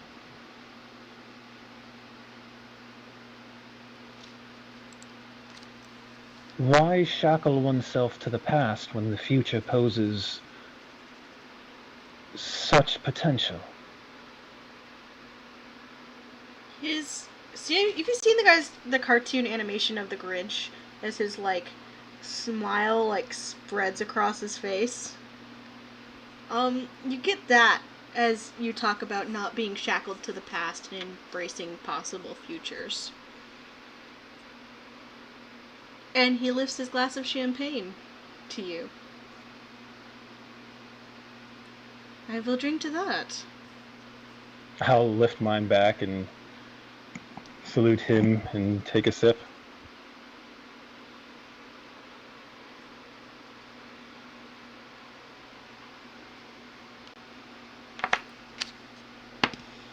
Oh yeah, okay. That's that roll. Alright.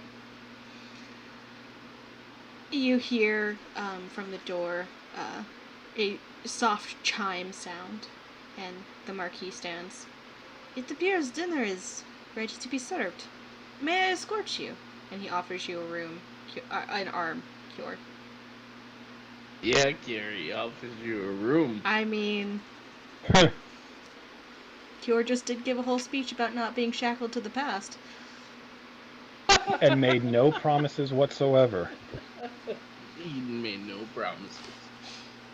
That is true. How he chooses to interpret my words is purely on his head. I'll set my glass down and take his proffered hand.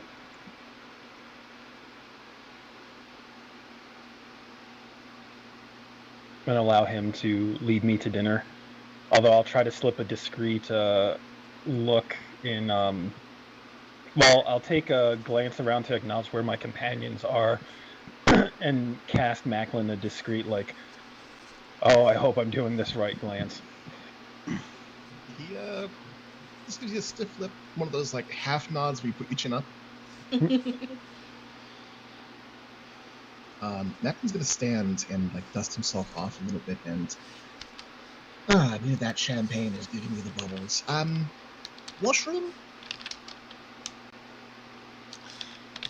A valet approaches and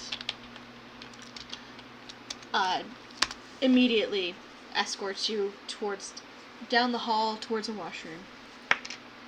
Thank you. Excuse me, and I'll follow the valet. I'm being chaperoned? Is that what's happening? Not chaperoned.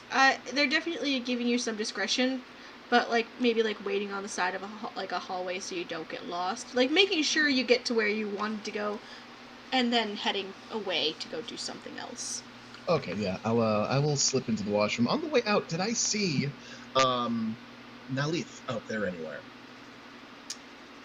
Yes. As you walk out, you see a pair of wide double doors that leads to a balcony. And it looks like he's out there smoking his pipe.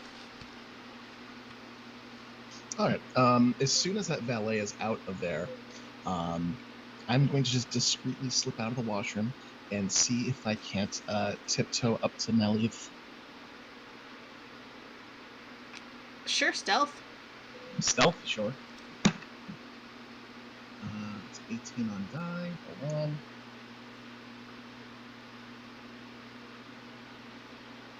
$35. 35? Yeah. Easy enough.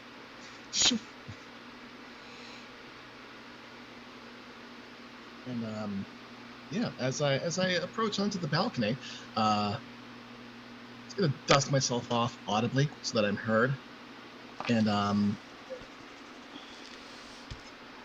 Just approach. He startles, but then looks at you and gives you kind of a shaky grin. Fuck's sake, man, you nearly gave me a heart attack. Oh, sorry about that. I thought, it looked nice out here, and, it's a lot less stuffy out there than it is out here than it is in there. Might I ask what you're smoking, sir? Oh, just tobacco from my farm here. And he offers you his pipe. Oh, thank the gods. And I take a long drag of it and puff it out. Oh, that's stand that bullshit. I head back to him and look out over the balcony toward to the outside and just take a nice deep breath. So you're a farmer, huh? I am. Usually this is... My daughter does this sort of thing, but she is not available at the moment, and so I'm doing it. She's much better at it than I am. I can imagine so. I'd rather be out there hunting wolves right now, but what can you say? You save one queen's wife from a horde of zombies, and they suddenly want to make you a duke or a duchess, whatever. Cheers to that. I'll take the land and fuck the title. Oh, truer words, my friend, truer words. I take it you're not much for this whole, I gesture out toward the land, toward the mountains, and is there a town nearby? Yeah, like, off in the distance you can kind of see, like, the sparkling lights of maybe, like, a tiny town. Alright, I'll gesture off toward that. Delegating and whining and dining and all that. No, I'm not going to say it too loud, but in a true Rex and Tron fashion, I married above my station, well above my station. Oh, married, you poor bastard. Was it love, or...? Kind of shakes his head to side. Seldom is. Probably once upon a time, but... But the whining and the dining and the... Well, you know the story, strapping young farm boy. He nods and he looks out toward the balcony, and Macklin is actually going to suck his teeth and just spit over the balcony and just see how far he can get it to go. Sure. I don't even know what you roll for that. Just pick something and roll it, and we'll call it that's what you roll. Okay.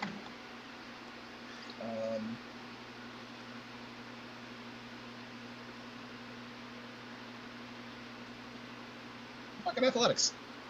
Sure. 18. 18? Yeah, you get some distance. A little splat, like, a little bit later, but a bit later for a spit.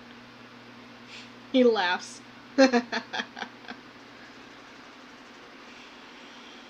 Simple pleasures, friend, simple pleasures. Mm. It's a lot easier when you're not letting fine and welcoming dandies like our friend inside, and emperors and empresses like all that get involved. What brings you here to begin with? You seem like you're a man who needs something. Marquis is a good friend to have in the court, especially if... He's a good friend to have. It's not so much him as his connections. He does seem like a networker, reaching out to anyone and everyone we can grin at, it seems. Kind of a big smile on that man, eh? Yeah, he's giving you that shark smile yet, so all teeth, no eyes. All teeth, no eyes. You know what's that.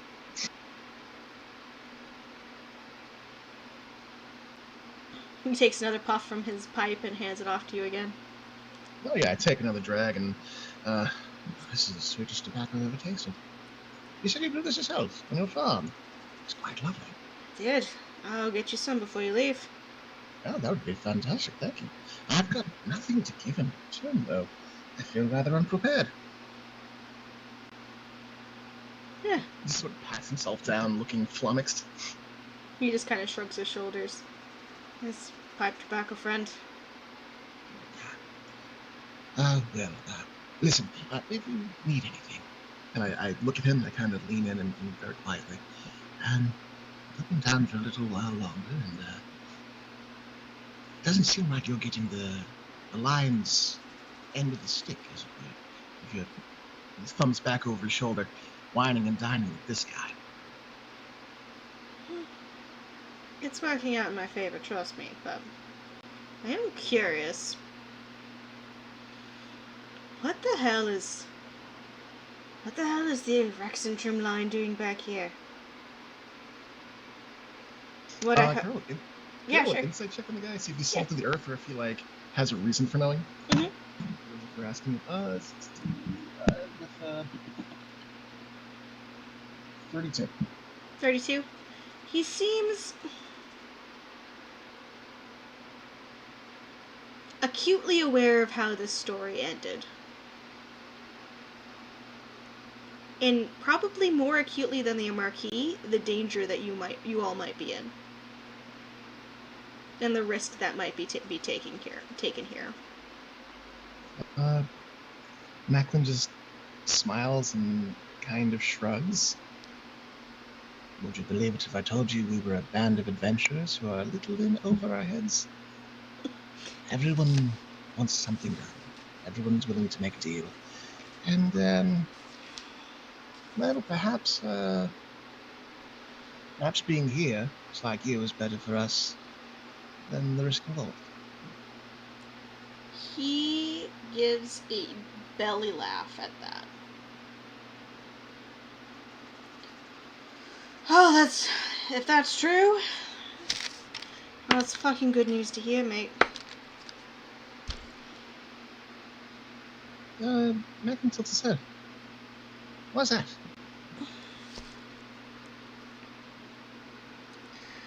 Means your sovereign's not as dumb as she might appear to be if she's sending in her consort to fucking capital. Yes. Between you and me, the blood's still bad. I don't think she's willing to make any kind of deal anytime soon. Dealing's not what I'm worried about. Oh? He kind of looks you up and down. He kind of seems to come to some sort of conclusion about you. It's the first thing that burns when some pretender to the throne marches on the lands. The first thing that burns when the pretend throne marches on the lands? The pretender to the throne marches on the lands. Whoa. Is that like a phrase that I should know, or? What's hanging you up? I don't know if this is a quote or what. It's not a quote. It's a genuine question. The first thing to burn when the pretender to the throne marches on the lands. Yes. So a pretender to the throne is someone who has a weaker claim to the current throne than the person that's on it. Oh,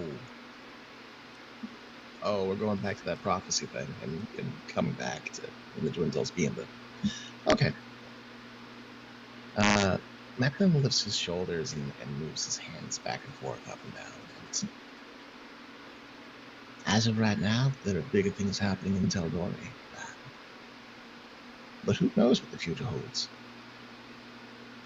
Right. Honestly, there's a lot going on down here that should be... He makes a quick strike with his thumb from shoulder to shoulder. Next. But I've got no skin in that game. Yes. Right, but what's the first thing that burns? The president.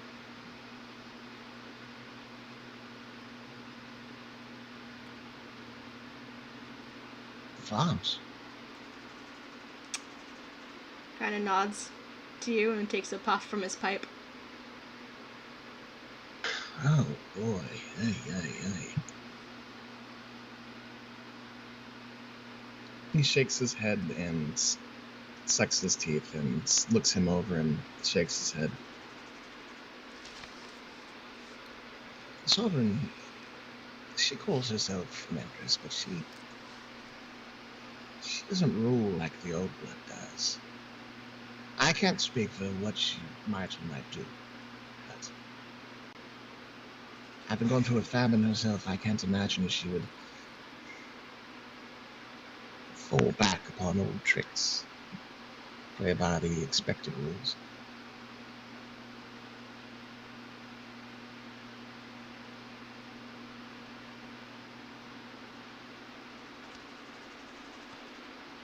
Now, Leaf, was it? What? Now, Leaf, was it? Yes, he nods. Mackin kind of rolls the name through his mind a couple times. What part of the world are you from, now, Leaf? Gallagher? You said you provide the food for the capital. I assume you have a wide plantation, a compound somewhere.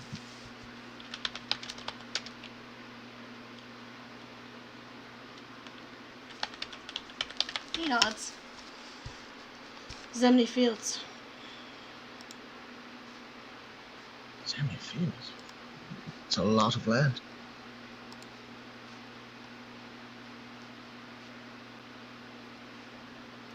He nods. So, let me tell you. Yeah. Spitball something. Whatever anything to happen here, as far as marching.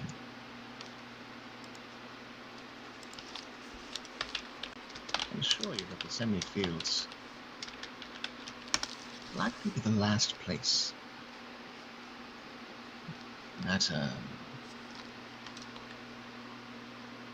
that would come to flame.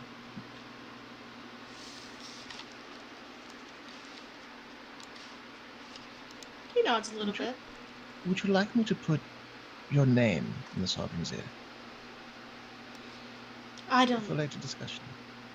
think that's all necessary. Just wanted to see you. Her kind of motions his head towards the doors. Let's see where she stood on everything. I'm sorry, say again? See where she stood on everything. Where she stood. He nods. Right now, her home is Tal'Dorei.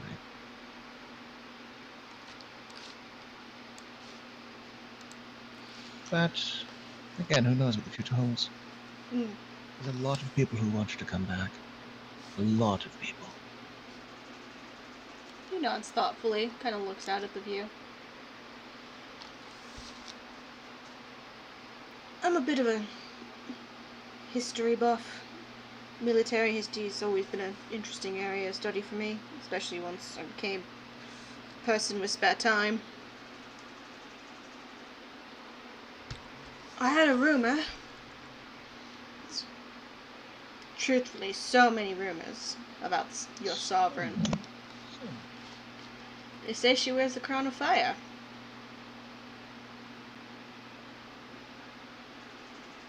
What do you believe? I'm asking you. I'm certain you've seen her. I certainly have. Crown of Fire. Well, I have been with her in her presence, and I have not caught flame. I've seen her march with those around her, and no ally has become scorched. But when the dead rise, it seems only when the dead rise, the flames start to rise.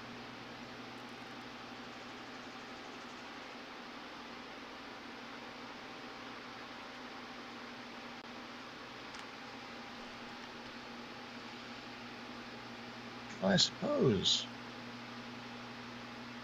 with so few people knowing the full story this side of the continent, and he studies the farmer for a little while. When he mentions the dead and rising, to see if there's any kind of reaction that information produces, if this is new information, or if this is just old stuff from the rumors he knows. He looks... It looks like you're dropping information that's not... It's known, probably, but he's more curious about the question that he specifically asked. And About the crown flames. Mhm.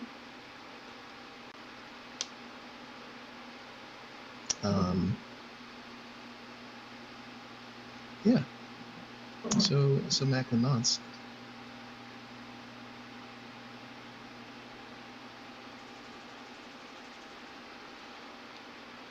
He kind of nods thoughtfully.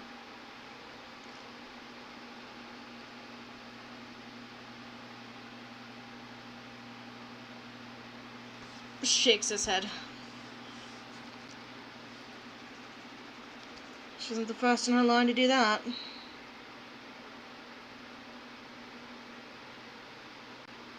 Oh, it seems to be a trend. Which was the one before her? Was that, what's Elrine? Ilsa. Ilsa. Yes. Shrewd tactician.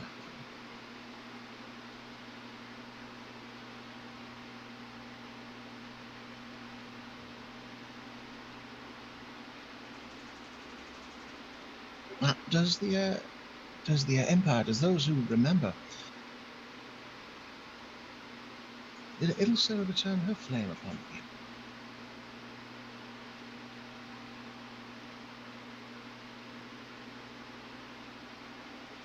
Not the people, but they suffered for it.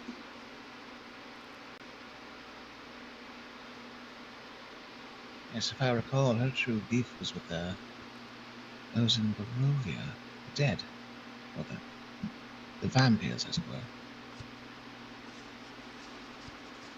That's a version.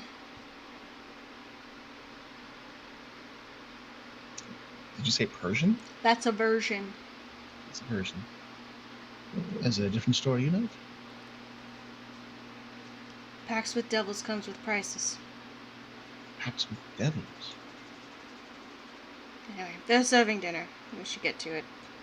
Oh, right. Well, thank you for the insight. After you, I think I'm going to grab another breath of air. He nods, and as he heads inside, Macklin, roll me a perception check. Yeah, sure.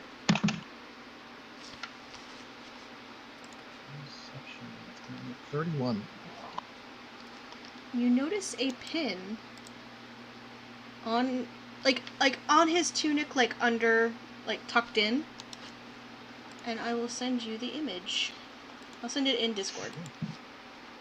I hope it's the hand of Vecna. Not quite. He's not missing his eye. Not missing his eye now. Hey, wait a second. I've seen that before. Yeah. That's okay. The fuck is he wearing that? He's a farmer. Alright, I'm a nod, and after seeing that, take another just drag of fresh air before following into the stuffy, lavishly decorated manse. Mm-hmm. Alright, everyone at dinner. You sit down. Your places are interspersed with each other. It looks like you've been broken up in order to maximize the mingling.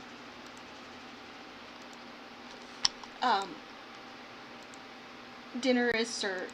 The first course of dinner is served. You gotta make constitution checks to pack it all down. Not yet. We'll get there. Maybe a couple of courses from now. But first is, they're very small plates, and in the middle of this very small plate is a very small, like, chip, like a single chip with caviar on it. It's just a big ass plate with a tiny chip. With No, it's a tiny plate with a tinier chip with a little bit of caviar on it. It has like a smear of, like, it's a sweet potato chip with like a smear of goat cheese and like some caviar on it, like a spoonful. Oh, the halflings I know would call this a war crime.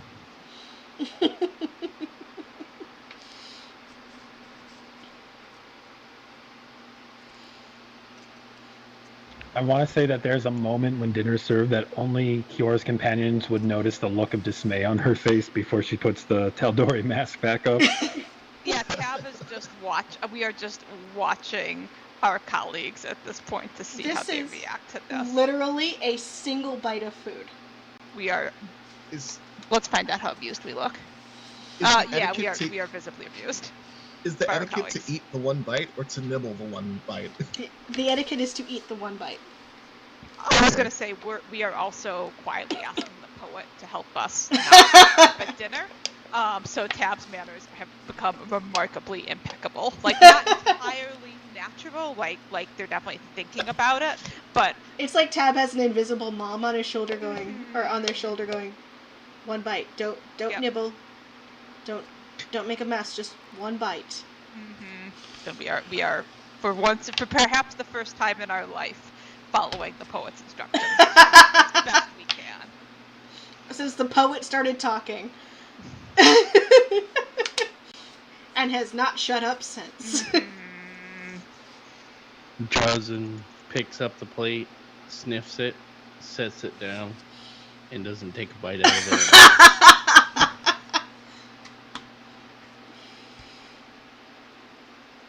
After taking her bite, Kyora's discreetly eyeing Josin's plate.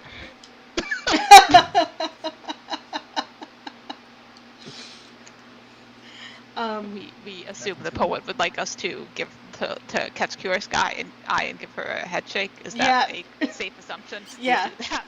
We do that. Kyora's not making any motions. She's just looking over with the dismayed look of, he's not eating his and I will never be able to take it.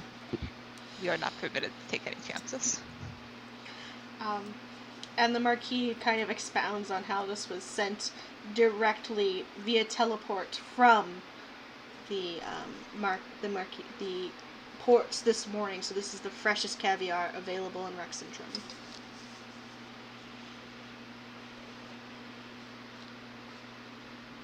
And Pity there's so little of it.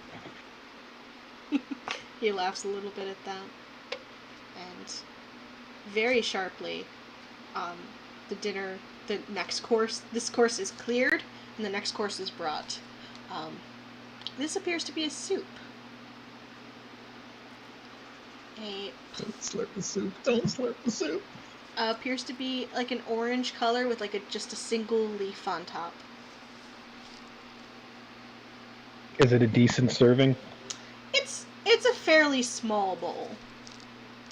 Like a half cup, quarter cup? Yeah, maybe like a half cup. You've had more champagne than this so far. Currently, yes.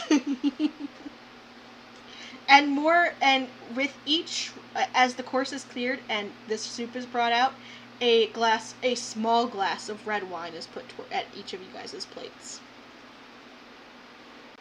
Kyor draws upon her remembered lessons at the Taldori table to get through this meal, although she's personally remembers why she binged ate the moment that whenever she was out of sight of the castle.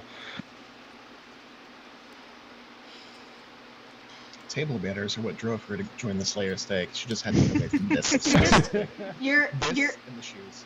It's also like a brief memory of trying to get through, when Ilya first joined the take, get through her head that not every meal was like a 7-course meal.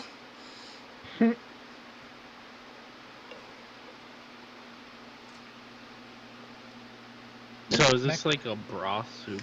This is a pumpkin bisque. Oh. A small leaf of sage on the top. That sounds delicious. Macklin can't not finish that. He's wondering where the bread is to sop it up. Yeah, no. This is not half-thing cooking. This isn't even gnome cooking. This isn't even gnome cooking. It's actually it's almost even kind of a thin bisque, because they don't want the Water soup to. down? It's not too hearty, no. It's watered down. This is pumpkin flavored soup. I Memories mean, of pumpkin. it's like Whispers a of tomato. gourd. It's like a tomato soup that like a little bit too much water got added to. Like it's delicious. It definitely has a lot of flavor, but like it's definitely not filling. This is thin people food. This is thin people food.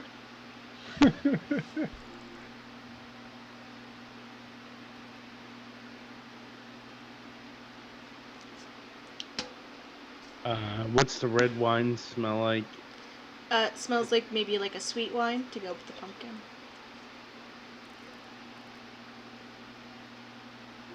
Kiora keeps finding like ways to avoid eating or drinking until she notices someone else do it first. Mm-hmm.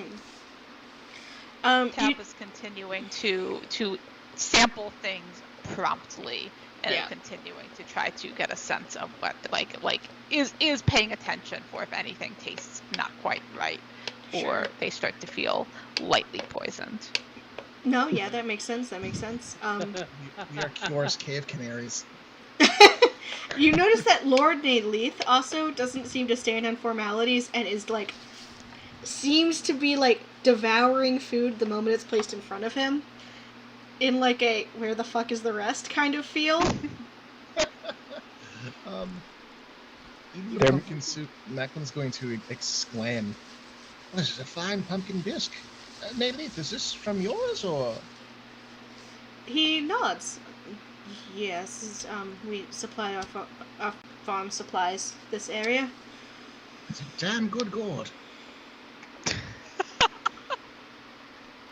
Pity there's not more of it. And he kind of like pokes the bottom of the clinks the bottom of the bowl with his spoon.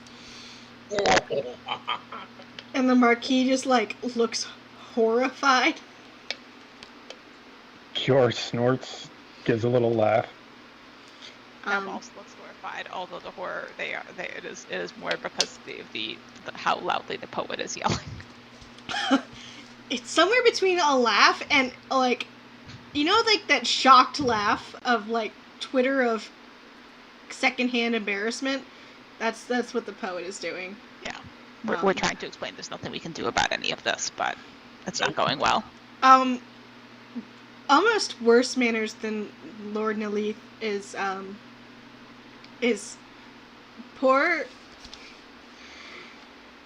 your poor friend Tybal there. Well, I was just wondering, are we near? I know you said we were split up a little bit. Are we near him, or are we? Where are we relative to? Yeah, so I would say Tab is at the further end of the table from the Marquis, and actually fairly close to Tybal. Yeah, you're just a baronet. Can we try to catch his eye? Like, does he actually, I guess the first question is, does he look like he is he is floundering and doesn't, like, is trying and failing, or does he look like he just doesn't give a fuck? Because that actually would make significant difference in art. It's not even trying and failing, or even, like, not giving a fuck. It's more like, this is a test that he studied very hard for, and he is doing his damnedest to figure out and make sure exactly that he is doing the exact right thing. So people like Lord Nalith or Jazin being distracting over there is like when someone writes down the wrong answer on a test and you can see it. Oh no. Oh no. He's trying to cheat. Okay. Is he close enough that we can kick him under the table? Sure. You could definitely kick him under the table. We would like to, we're not trying to hurt him, but we'd like to get his attention as though he's paying attention to the wrong people right now. Yeah, like, so he's he knows they're wrong, but he's also like, not, yeah, so you get his attention and he looks at you and you just see purple eyes kind of like bearing into you. Purple eyes, interesting. I have no idea how common those are in this world. You've got at least 2 friends with lavender eyes, so... Oh, that's true. Yeah, that's true. That seems totally normal. Okay, then we would like to, you're making eye contact, and then we will, this is still in soup, we will, clearly indicate what spoon we're using, and like taking another slow bite of soup. Not like it, and like the vibe with the vibe Yeah. we're going for is not like judgy. The vibe is like, Been there, done that. Got the This is how T-shirt. you do it. This is the thing. help us help you, buddy. Yeah, We are on your side. Yeah, he looks relieved, like, okay, at least someone knows the right answers on this test, and they do line up with mine. It's like when everyone's got their Scantron and goes, like, all the answers were C, and the one kid in the class is like, what do you mean all the answers were C? Yeah. So we'll now busy our focus. Our primary focus is about, like, we're still listening to everything else, but like we are befriending by helping him pass to cheat on his tests more successfully than he was before. Fair. Is our goal. Yeah. Jocelyn once again doesn't eat the soup or drink the wine. Oh, buddy. Okay. So that was the third course. The fourth, this course is cleared, including the glasses of wine. Not enough time is given for you to enjoy it all, but that course is cleared, and another course is brought with a glass of white wine with stuffed mushrooms.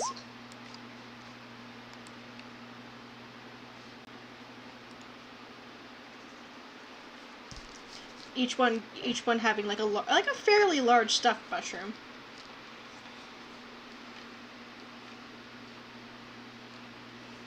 The smell of spices in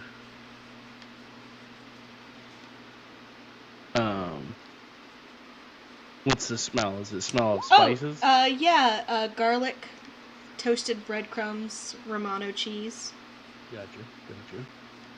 And white wine. And a white wine. Does it smell more bitter? Yeah, it has a drier scent to it.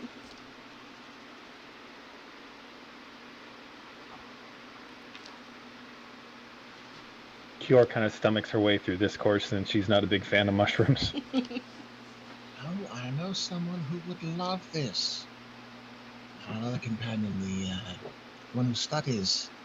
He loves mushrooms. Shame he couldn't be, isn't it? Yeah, Tybalt, it looks to you, Macklin. What is he up to tonight?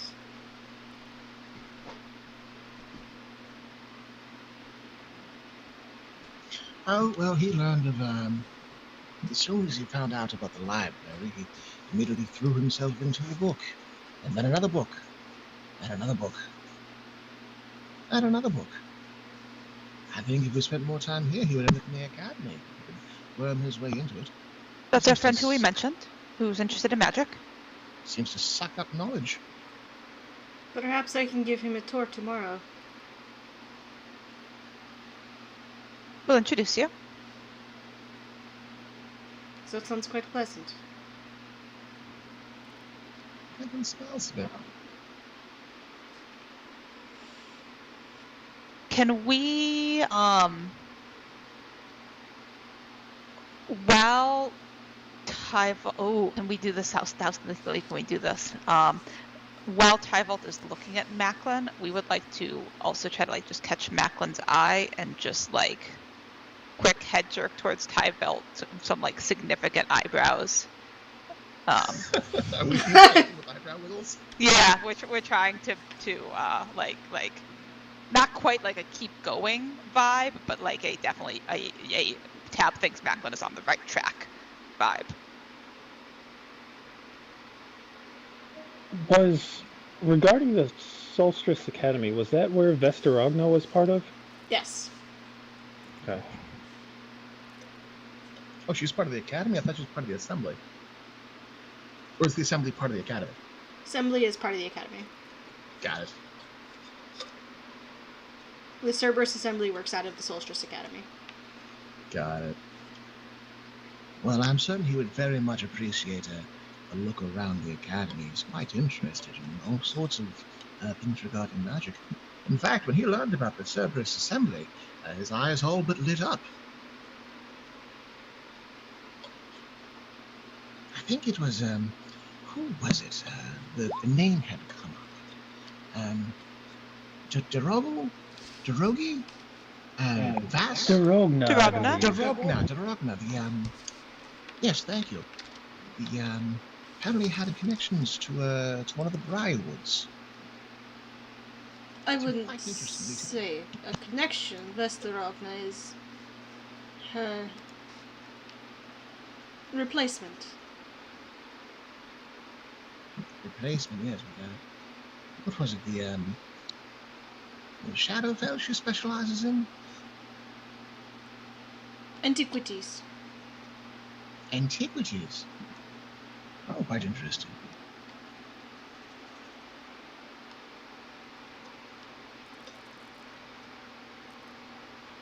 Enough about us and ours. Master Tyvo, how long have you been studying in the Solstice Academy?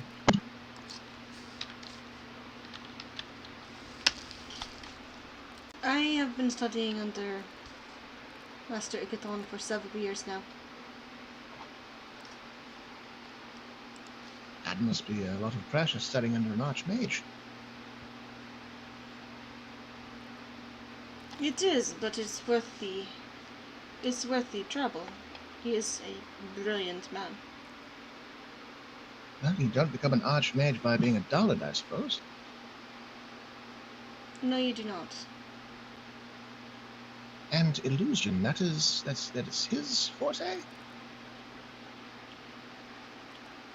No. It is not, but he picked me for my skills in illusion and to help me grow in those skills. I see, so he's sort of a master, a jack of all, and your passion is illusion.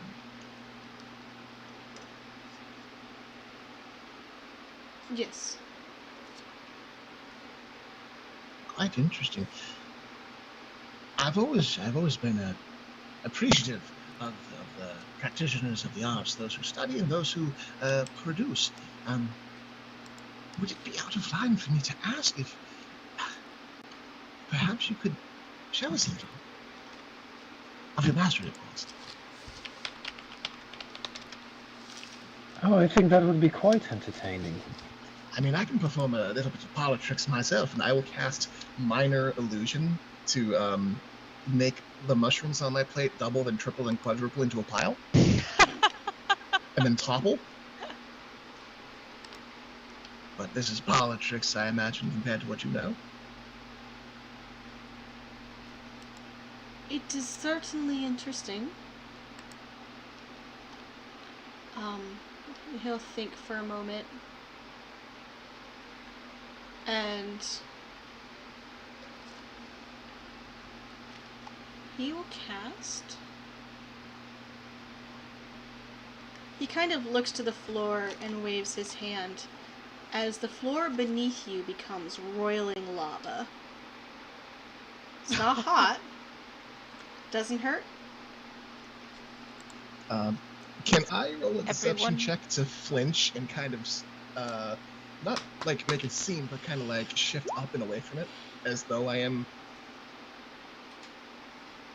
Yeah, sure. Does everyone see this, or is this only everyone. Macklin? Okay. It looks like the floor underneath you has suddenly turned to lava. Nice. Deception is... It's a 25. We poke at it with our bow, too. Mhm. Just in case. It doesn't give.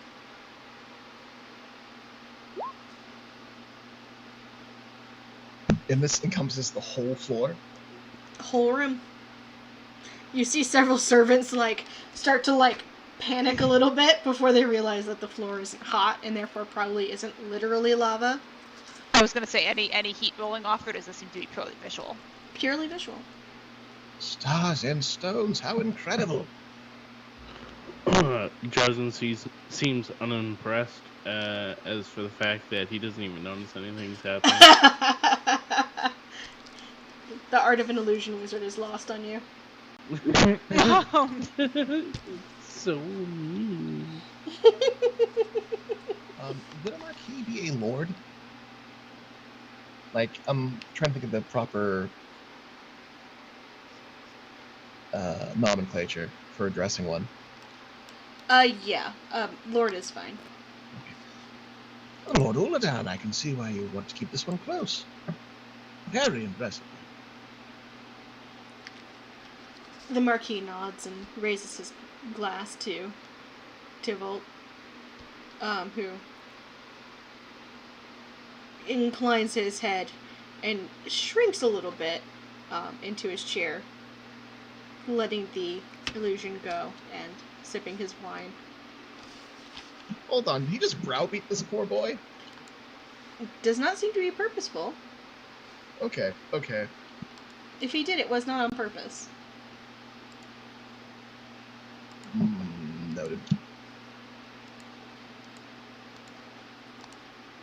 I mean, I got access to butter knives within reach. The mushrooms are taken away, as well as those empty glasses of wine. Everyone who's drinking, roll me a Constitution saving throw. I haven't been drinking much, but I also don't drink often, so I will roll.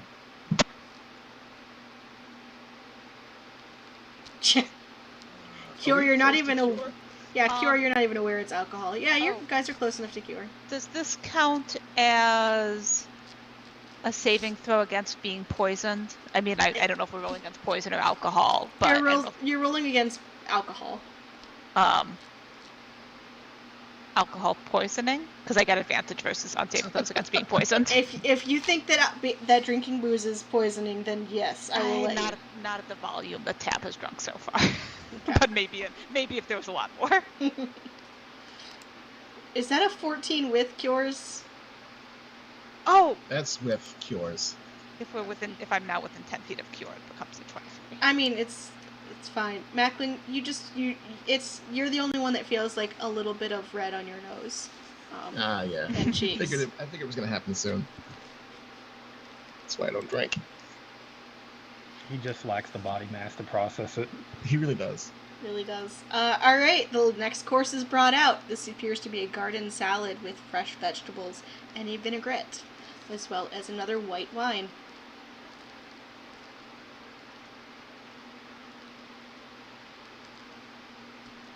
Is Johnson still not eating? He sniffs it. He sniffs the wine. Doesn't eat it. And we've seen Johnson eats normally, right? Like, Oh, we yeah. know he loves bear claws. Have we seen him be picky with food before? Nope. Interesting. He's playing the bouncer, the bodyguard. He's not here for fun. Nope. He's here to blow things up when he's told to blow things up. That when everybody goes unconscious, he knows he can wake everybody up. So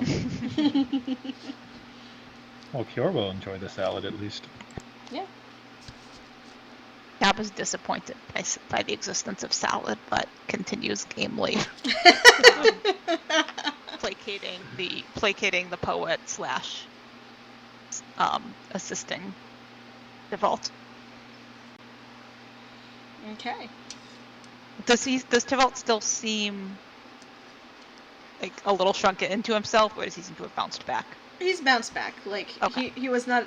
Once attention turns towards the meal, the food at hand, he goes back to the food. Now, I had heard word that salads were first cultivated by the Elfman folk. Lady Tariel, is there any merit to this? Yeah, Lady Toriel nods. Well, if they weren't, then we'll certainly take credit for it. And raises her glass to you. He lets out a soft titter of a laugh.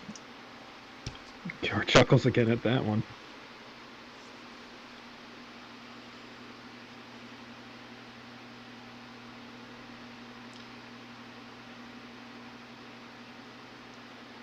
And you guys are realizing that these courses are not... they do not seem to be ending anytime soon, as the 6th course is brought out, and it seems to be some sort of grilled salmon. Oh, God. Am I getting any sort of sense of... I mean, well, I'm imagining for every course that we're eating, B has read another book and is just having the best time.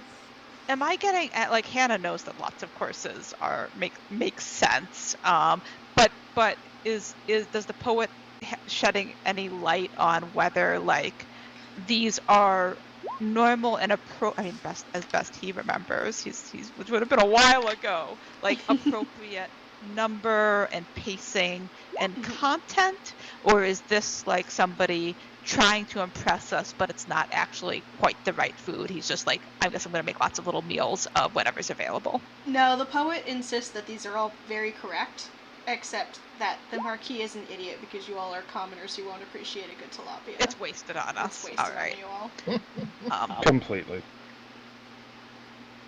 Is the poet including Cure in that statement? Yes. You're all commoners. There's like resigned disdain at you would rather be eating a whole ass boar in a tavern than this. It's not wrong. And then rejoinder that Ilsa was the same way.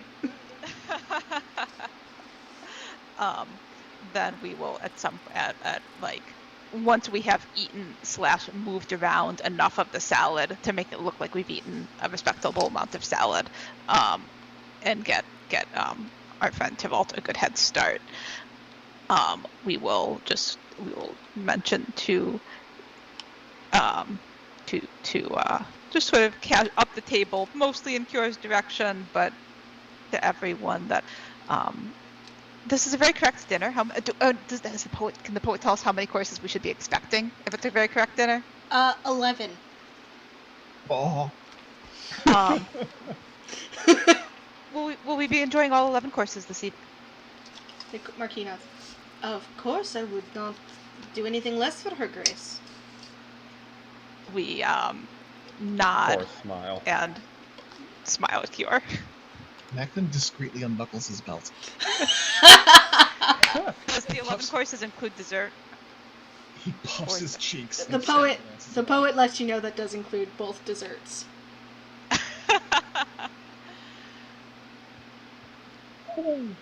We're not going to spoil the existence of multiple desserts. That would be so much fun. Course 7 is roasted duck. Carved tableside for you all. Delightful presentation. Mm-hmm. And then in course 8, small little more champagne flutes are brought out with some sort of cold cream on them in a soft lemon color in it. It's a sorbet. Ooh. So I'm going to sip that one a little bit. As they bring out more drinks, Macklin takes like little half sips, just gestures. That's not a drink. Sorbet is like a type of ice cream. Oh, so there's champagne ice cream in it. Oh, sorry, it's the glass. Oh, it's a sorbet in a champagne glass. Oh, all right. Yeah. I thought it was like boozy. Cool, that's great. Oh, this is refreshing. Lovely. That's a palate cleanser. For the desserts later on. Tybalt nods. As if During the palate cleanser course, I discreetly use lay on hands on myself to clear out the alcohol. Yeah, fair. Quietly rub my hands under the table to hide the discreet glow. Mm-hmm. Actually, I need to roll for. Oh no. Okay. My friend's having a hard time. He's doing his best. But Tab, you feel like some of those little walls that he had built up and was being very formal with you are starting to fall, and now you might be an ally in the thick of this. Will you be attending the ball as well? Well, you said you could show our friend around, but will you be attending as a guest or will you be working? We don't want to intrude if you're going to, or presume if you will have other things to do. I will be at the ball. Yes. And we wait attentively, just sort of earnestly and attentively for him to answer our 7 other questions that we flung at him at the same time. I will be there, and perhaps I will get to dance with you. I am very good at the waltz. We're very good at dancing as well. We would like that very much. Fantastic. Save a spot on your dance card for me. Well, we have dance cards. That's very quaint. He nods. It's very charming. We don't have those in... Well, we don't have them in Delaware. But here, we'll remember. Thank you. Is there a library at the Academy that would be available? Or at... No, we won't be at the Academy. Will there be a library at your master's house? Not one that is open for the public. Our friends would also enjoy that very much, if that could be part of the tour. We will see.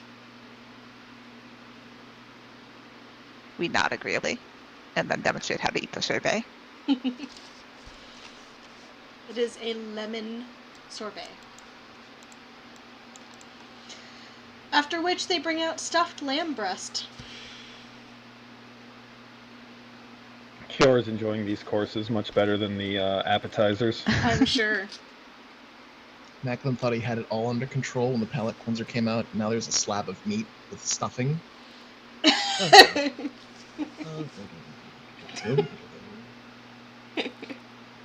Oh, here we go.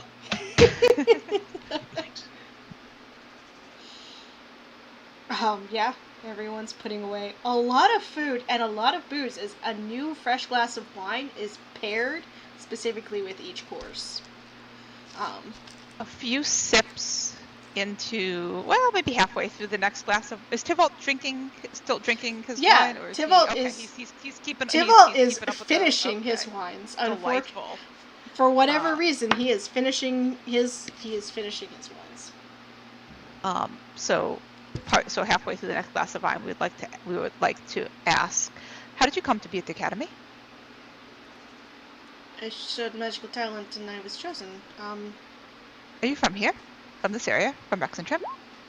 Not from Rexentrim, no.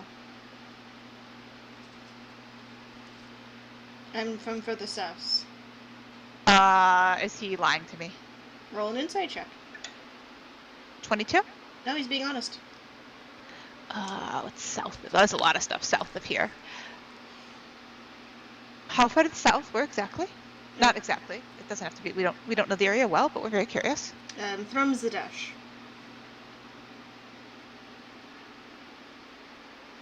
Tab doesn't know anything about Dash. I'm sure it's fine.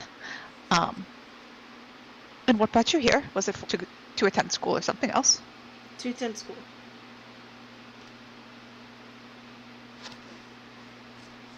You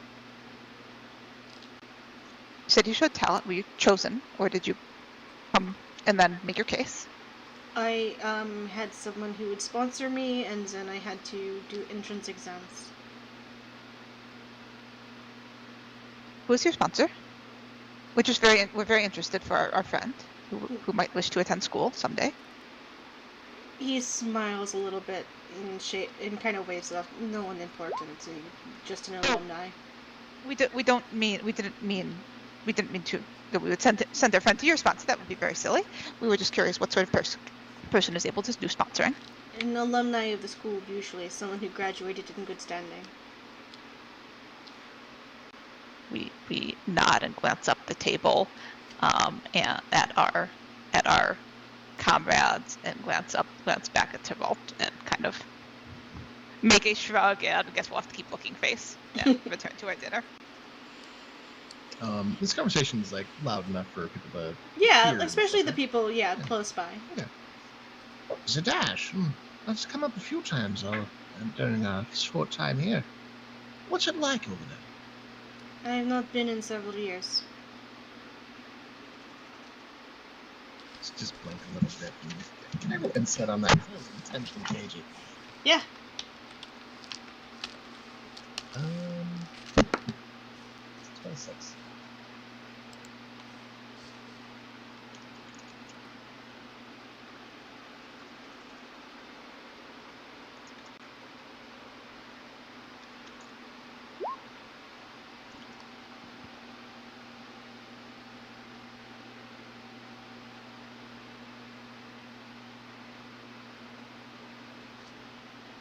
Did I confirm? Yeah, 26. So it's a flat affectation that does not invite further question. It seems to dissuade further questions. It does seem to dissuade further questioning. Discourage it, even. Yeah, you know what? Macklin's gonna poke at his lamb and look, do his best to look, what's that word? Hangdog? Hangdog. That bad, huh? Sorry to ask. Oh, Macklin. I don't think that I was in the sort of areas that you all would be frequenting anyway. Oh, you might be surprised. Some of us might be surprised.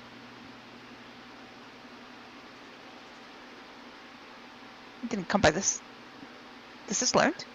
Like gesturing, holding up our perfect, not perfect spoon holding posture, like pinky slightly raised, if appropriate.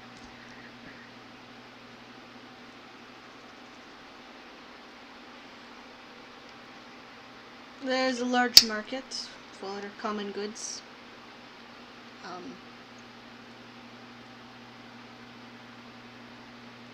The Solstice Academy has a small area there where people can learn basic magic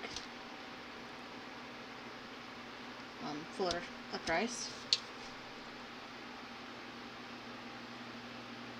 There's an archives there of the Cobalt Soul.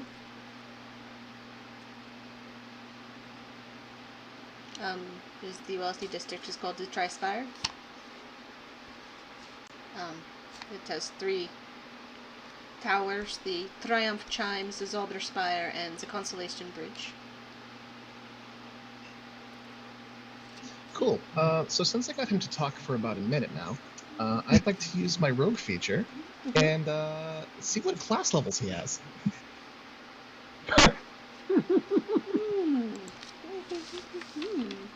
Sure. Let me post the full description in 1 sec. And Tab will launch into a story about will in fact tell the story of encountering the mystery eggs in the market the other day, in exchange for his sharing of information that involved a market.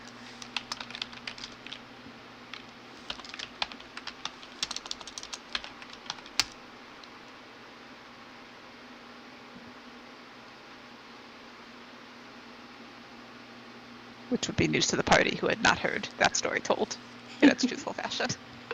Alright. So let me just, class level, and let's go with, wisdom score.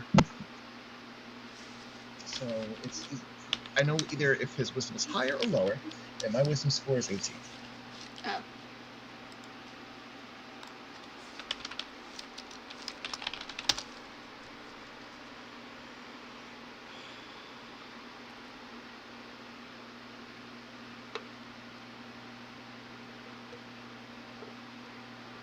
Just gonna plug that into my notes. Mm-hmm. As he looks amazed at the story of Tab just buying mystery eggs. Almost everyone at the table is just enthralled with the story of the fucking mystery eggs. Fior looks dismayed. Almost everyone at the table is enthralled with the story of the mystery eggs. So we have 2 left, and we don't know when they'll hatch or what they'll hatch into, but we're very excited to find out.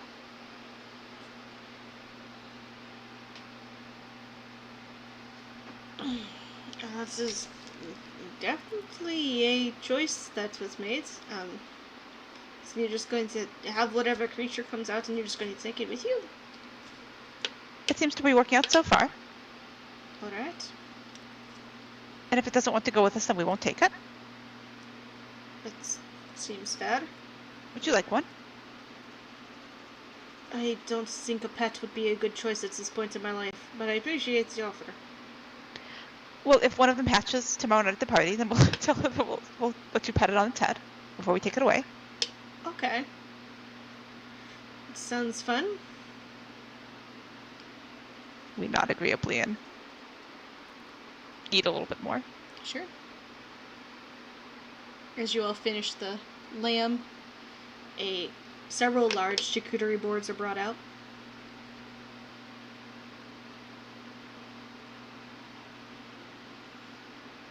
It's a lot of sausage. Mmm. Cheese. It's more cheese. It's more cheese and More crackers and jams and spicy mustards and some caramelized onions and... It's so nice.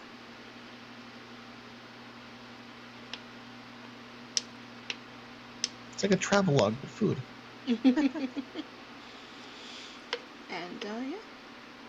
Takes...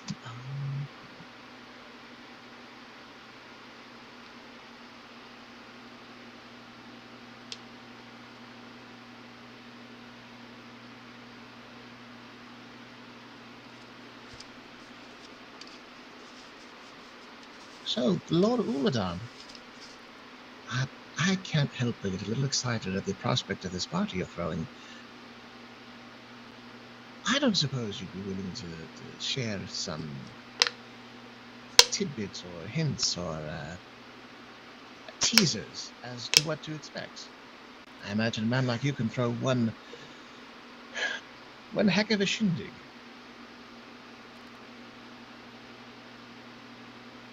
He grins brightly. Oh, there will be all sorts of food and drink, dancing. The waltz has become quite popular here. I do not think it has arrived anymore. Waltz? He nods. Of course, we'll have more traditional dances as well. Macklin nods and kind of looks at Cure and, Yes. dancing. And he'll grin. Cure does not look excited. The Marquis looks to Cure with a grin. I will be happy to show you how to waltz if you like.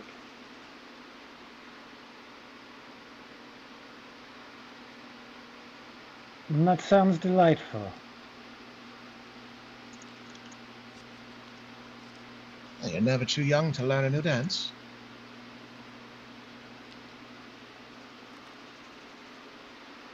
I Macklin, like, don't encourage this.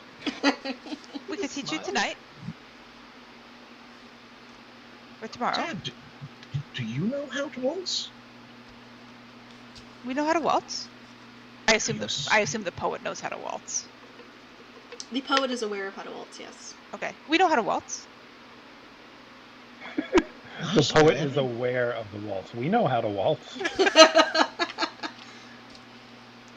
Every day you reveal a new talent to us. Yes, that's what we're for. Tybalt looks to you, the poet. A friend. Your friend who needs the tour. No, a different friend. Who is not coming to the party but does know how to waltz. That's correct. Alright. He doesn't get out much these days.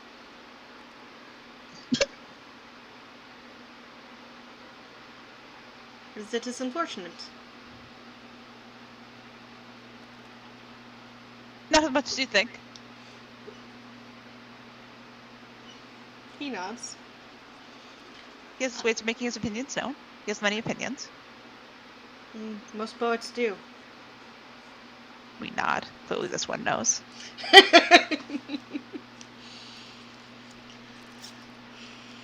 As the cheese is cleared away and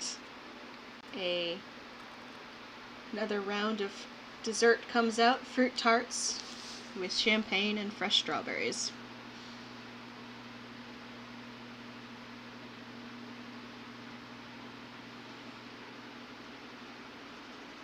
I'm trying to remember what food situation was bad. Like fresh strawberries. I don't know why that strikes me as a particular. Yeah, it's out of season. Particularly It's very much, luxurious. yeah, it's very out of season for this area. Oh, even for this area? Yeah, it's fall. Like mid-fall. Like you guys are at the equivalent of like October 10th. Where did you find these? They're very good. Nalith just kind of shrugs his shoulders uncomfortably. We grow them in special greenhouses. His eyes, his brows go up. Surprised. Which one of them was answering that? Nalith. Okay, that's what I thought. Greenhouses, so you can grow strawberries year-round? He inclines his head. Oh, that is incredible. It takes a Extraordinary. good bit of artificery from the academy, but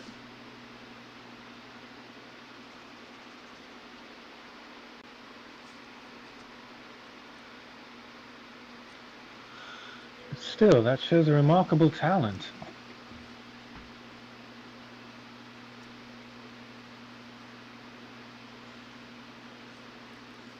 he nods. Our farms are known for their good quality and our unique skills in getting things to grow.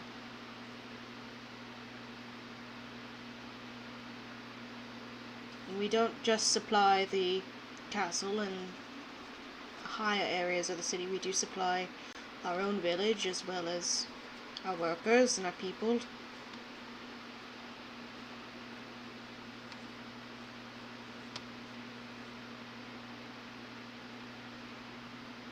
Well-fed workers make the best workers. Macklin lifts his glass up. Cheers to that. I lift mine up as well.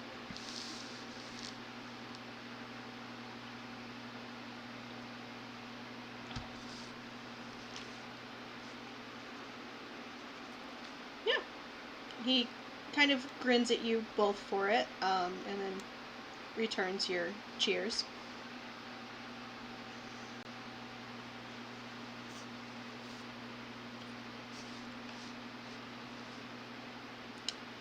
As the 10th course is swept away, and the 11th is provided. A smaller dessert this time. This one is a little bite-sized macaroon with a glass of port.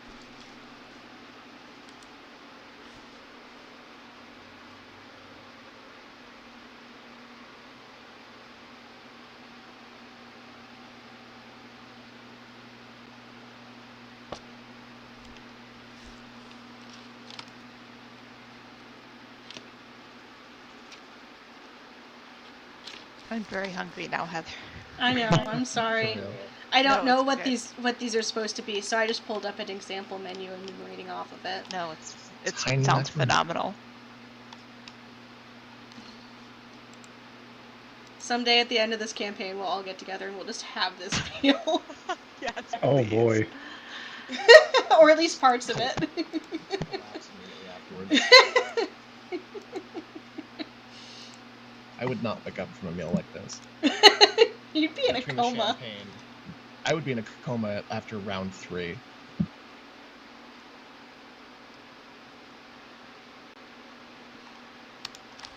Anyway, that's the last course.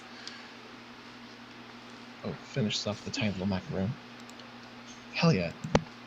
Oh my god, I gotta roll another. Oh no.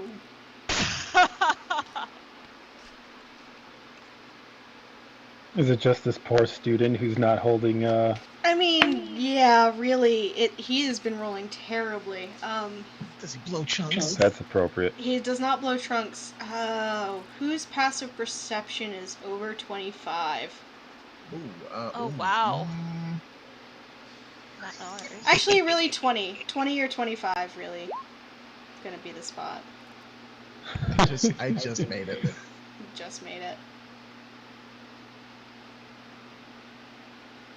Macklin, you keep seeing that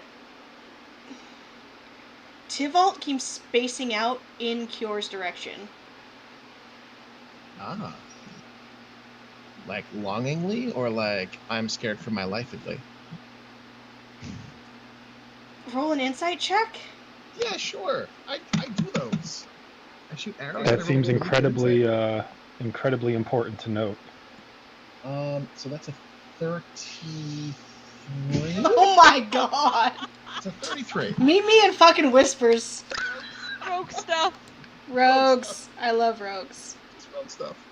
Channel switched. User joined your channel. He's definitely having a lot of feels. Feels. Like, and not like, oh, that's the most beautiful woman I've ever seen feels. Like, occasionally, like, anger, but also, like, curiosity, but also, like, almost, like, aggressive, but also, like, confusion. Like, he is baffled by Kyora's existence. Okay, and the fact that he's from Zadash kind of narrows down my suspicions. I thought I'm he might sure. have been a fiend. I think he might be an ASMR. He might be. But maybe I'm wrong. Maybe I'm missing the mark. I only know so many languages. Alright, we'll go back to, Yeah, sure. main chat. Maybe you could test some theories. Roles from the most confident member in the party made for a very dynamic storytelling moment. Oh, man. Welcome back. So, Macklin notices some things happening and sees that Tybalt's focus is elsewhere. He's going to lean over ever so slightly and... in Infernal is going to speak up. Are you all right, lad? He frowns at you, like, confused. Is this the language? I heard him speaking Tybalt speaking a language that I didn't recognize earlier. Is this the same language that I don't recognize? No. Okay. And is there any sign of recognition or... He doesn't seem to recognize what language you're speaking to him. And he goes, sorry, I don't understand what you are. Do I hear that from where I am? Yeah. Just because he starts speaking Infernal, I immediately, like, nearly drop my macaroon. And you know it's a bad time if Kyor drops a macaroon. Macklin looks back and forth a little bit and a little bit flummoxed. Oh, sorry, I heard a rumor that a lot of folks spoke Goblin in this area. I thought it'd be a little more discreet. Are you feeling all right?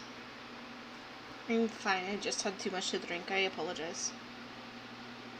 Oh, I'm here there with you. I'll place my drink down.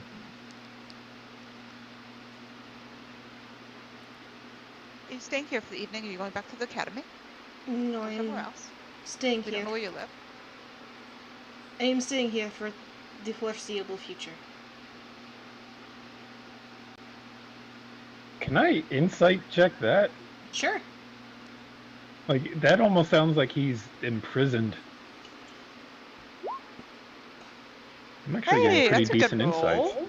Yeah, less imprisoned, but he definitely does not know how long he's going to be staying here.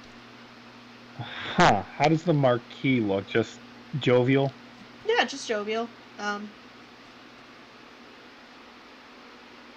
Kind of gives Tybalt a raise of a glass of port and sips his own port.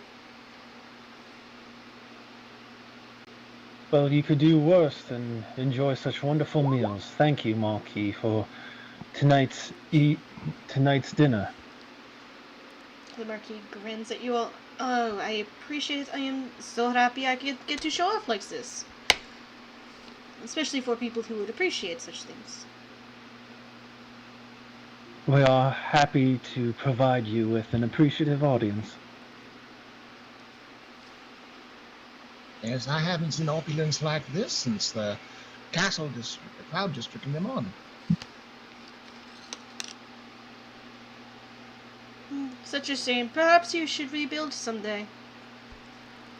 Well, once it stops being infested by a creeping, crawling undead. I look around expecting the rest of my party to start laughing. Thin-lipped smile.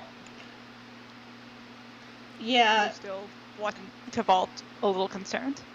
Mm-hmm. Roll a perception check.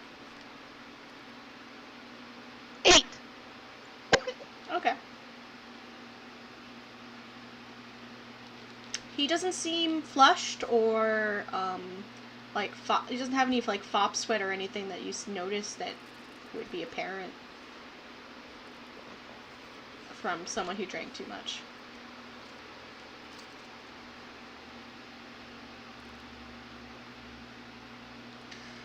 As the Marquis stands,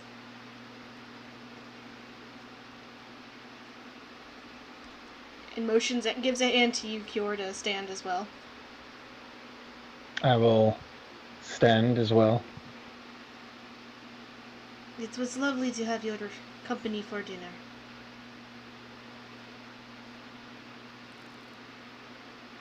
I give a polite, slight bow of my head towards him. We appreciate such unwavering hospitality and look forward to seeing what festivities you will provide tomorrow night. This will look quaint when you compare it to tomorrow's night.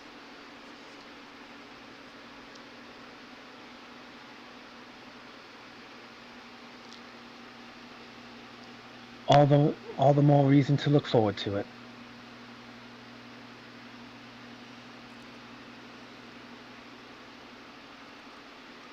Well, I can hardly stand still with anticipation. As everyone starts standing from the table and moving away. Yeah. Mm-hmm. The Marquis will escort you back to the parlor, and more glasses of wine are passed out. More glasses of port and brandy. Because you can't just chew and script. You gotta hang out for a couple hours more, maybe eat a book.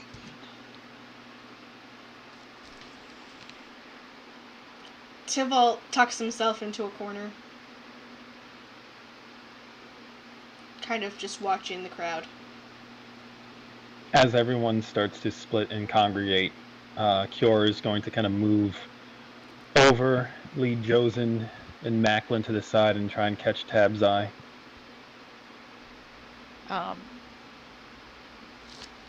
If our eye is caught, we will happily amble over. Mm-hmm. So, how long before we can leave? That's a really good question. I look to Tab for answers. Without being impolite. What does the poet say? Poet says a half hour. Half an hour? Excellent. I can do this for another half hour. That's nice. Perhaps after half an hour, someone could approach me from whatever it is I'm doing and politely remind me of some matter we have to attend to tonight. Waltzing lessons?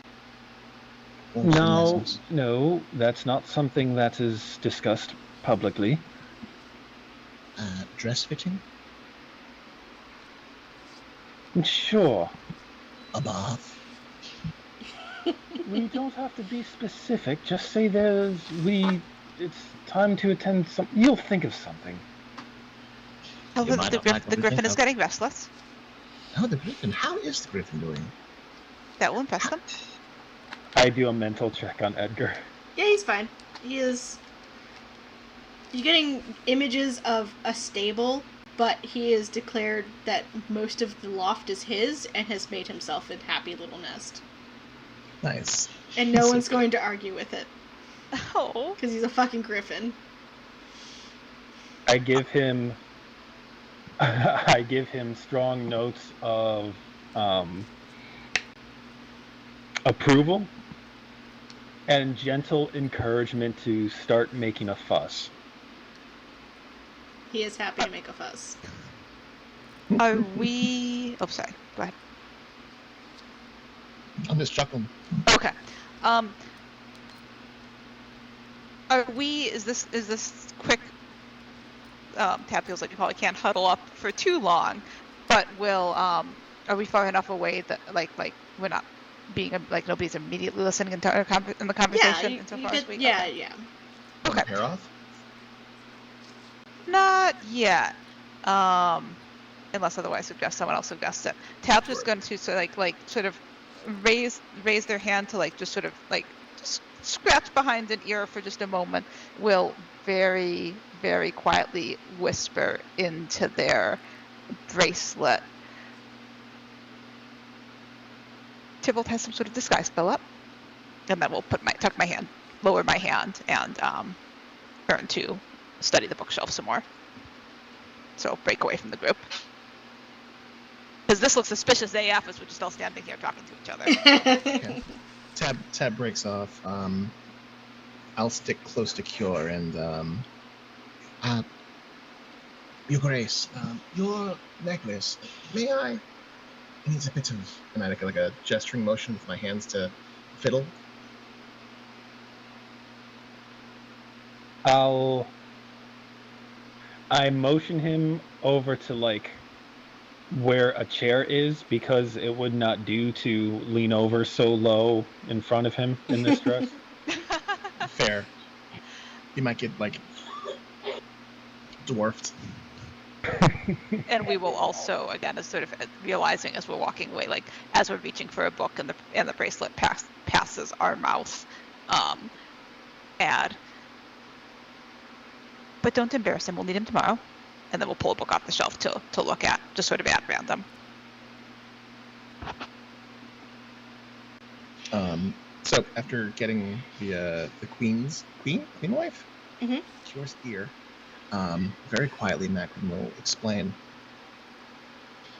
That man has had his eyes on you for most of the evening. He doesn't like you, or he's confused by you. His friends are Dash. I can't help but wonder if perhaps we have some things in common. Perhaps blood, if he is disguised. I squint a little bit. You can tell these things, can't you? I will, without taking my eyes off Macklin, I'm going to say that whenever I do this, the lavender in my irises go pale, so my eyes look more white. I'm just going to cast Divine Sense. Mm-hmm. Now, I know there shouldn't be any real Celestials in the room, but I'm trying to use it to see if I can detect the presence of Celestial blood, if that makes sense. Yeah, just sure. That kind of energy.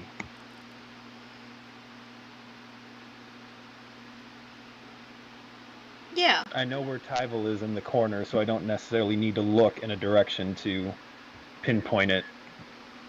Yeah, it's an echo of a ping. It is the LaCroix of pings. Blood's watered down. Just like the pumpkin bisque. My eyes return to normal. Oh, you've got to be kidding me. I think you may be jealous of what you've made of yourself, considering what your sister came from and what you came from. If you approach him from this, be careful, speak lightly. I don't know how he may react. Also, Macklin, a thought occurs to me. pretty cool guy, sympathetic to Rex Entrum, seems to be at Belmont. I just pat her on the shoulder and Wait, what? take a step away. Fascinating. Oh God! Yeah, let's drop those two down. That was the leaf you were talking about there. Nalith, yes. That's extra delightful, given my thing that Tab isn't interested in.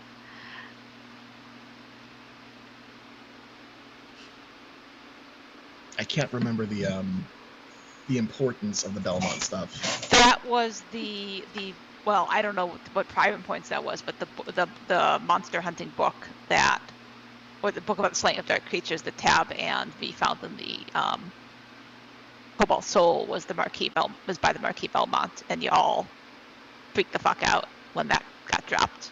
But we don't know because we weren't here for whatever that significance was.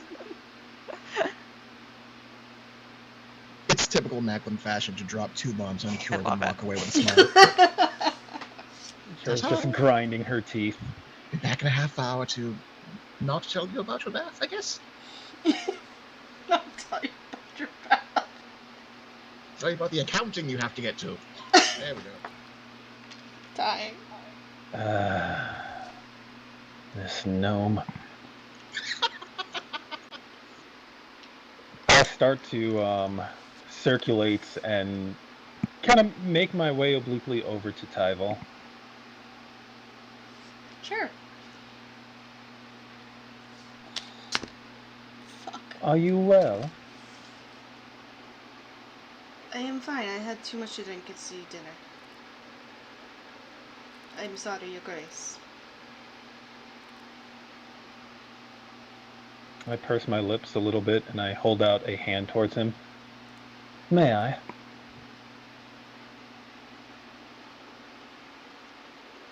He holds out a hand. Hesitating. I take it and then I use lay on hands to cure his drunkenness. He takes his hand away fairly quickly and nods. Appreciate it. Thank you. Of course. I start to turn away, pause, look back. I could not help but notice.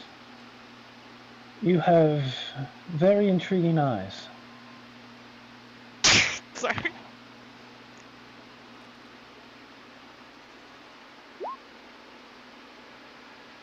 It's a rare color. Apparently not too rare.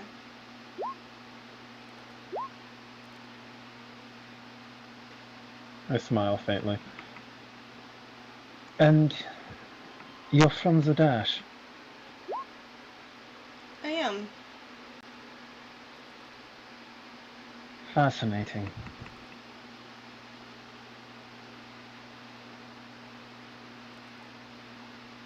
Will And you be at... he will actually say in Celestial. He answers me in Celestial. Yeah, but you are as well. I arch an eyebrow at him.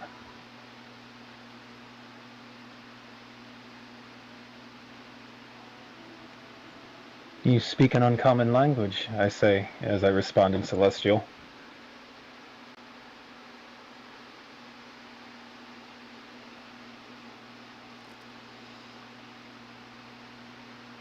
I do.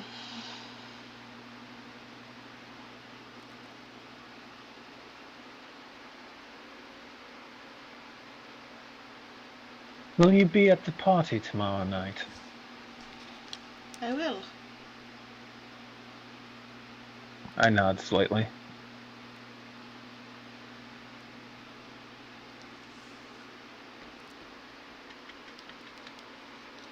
I do hope for the opportunity to speak again, Tyval. Of course, Your Grace. Climb my head towards him, just kind of watching him. And I want to do an insight just to get kind of a read on him. See how he's responding to me.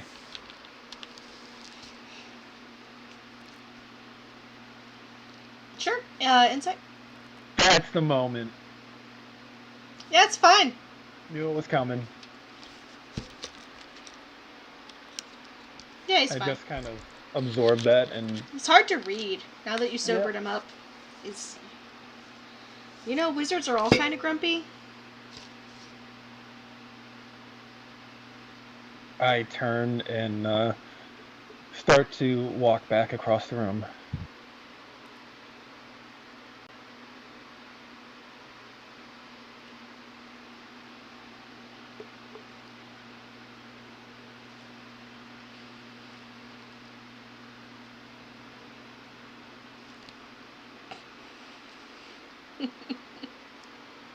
Okay.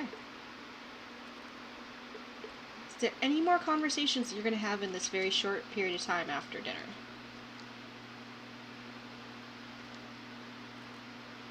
No conversation. Tab is like mildly curious, but doesn't have a good way to get at this. But Tab would like to as they're just sort of wandering around, looking at books, just sort of marking time, waiting for the half hour. Would like to have an eye on Leaf now and again and just try to see if they can detect anything piratey about him. Piratey about Nalith. Nalith. Oh. Or privateery about him. Okay. He's a land pirate. Sure, roll an insight check. Perception, investigation, I don't know. Pick one and roll it. We would love it to be investigation. Sure. On land, they're not called privateers. They're just called merchants, all right? 26. 26. He does not seem to have any sea about him. Okay. I'm not shocked, but a little disappointed. Land lover. But not shocked. Okay, cool. Thank you. And yeah, then that tab is all set. Okay. I do take a moment while I'm after speaking to Tyval to speak with Nalith, just to again thank him for providing for such a wonderful dinner. And while I may not be a citizen of the Empire, I certainly thank him for the efforts that he and his family have put forth on behalf of the people here. He wants you to... The conversation is fairly short. He definitely wants you to know that, like, he doesn't just work for the royal families and the uppity-ups. He's really, like, making sure all of his people are fed. Like, and it feels like there's a conversation happening that you don't have full context for. I try to figure out the conversation as we have it. Sure. Like, generally speaking, my responses are very honest and earnest, since I do appreciate... I mean, hell, I spent most of my life as a soldier, so I do appreciate someone who takes care of people, and like a little bit of that noble facade kind of slips away into earnest appreciation. Okay. You can roll an insight check if you like. Sure. Wow, now it comes back. He just really wants you to know that he's not one of these fancy muckety-mucks, and that he's a man of the people, and that his farm really depends on him, and people really depend on his farm. If anything were to happen to his farm, it would be really bad for a lot of people. Not just the muckety-mucks, not just the fancy rich people. It would be really bad for just everyone in the region. So the vibe that I catch with that insight check is that he's fearful that my presence might mean conflict, and he wants to protect his people. Oh yeah. With a 26, please. Yeah, please don't raise my fucking farm when you invade. There's a moment during the conversation towards the end, as I dwell on this and exchange a few more words before I will kind of lower my voice. I just want you to know that as far as Taldori and the Sovereign are concerned, you and your people are safe.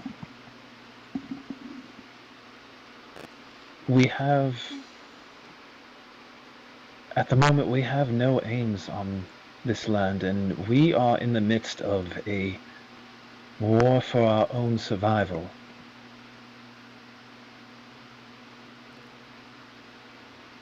And even if one day there is such conflict, my wife takes care of her people as best she can. She was raised to appreciate those who worked for a living, so to speak.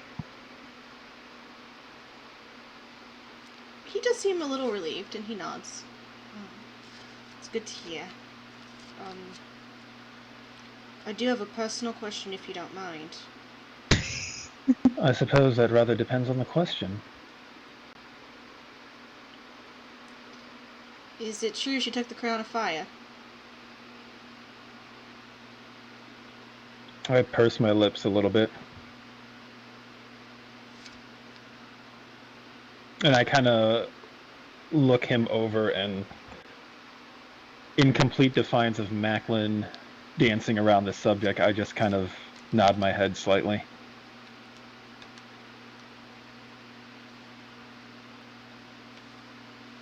He nods.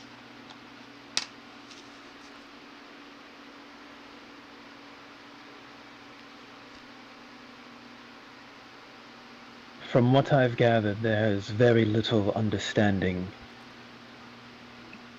And I kind of look around to incline to encompass everything regarding the situation in Taldore. Were it not for the... I kind of bite back before going into too much detail, but suffice to say that she did not come into her power willingly. Necessity cares not for willingness. Survival does not care for willingness.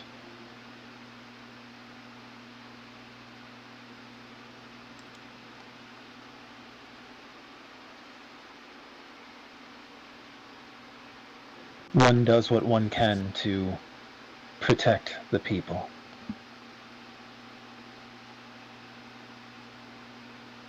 He nods, though it's stiff.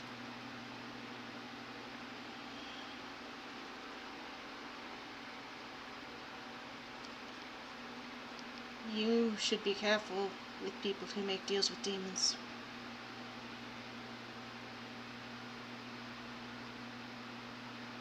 I don't think I can hide the wince. The very self-pitying wince. I have never known someone who succeeded in such things to not regret it afterwards.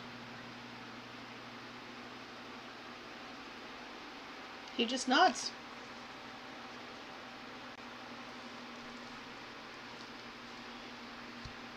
I incline my head to him in acknowledgement,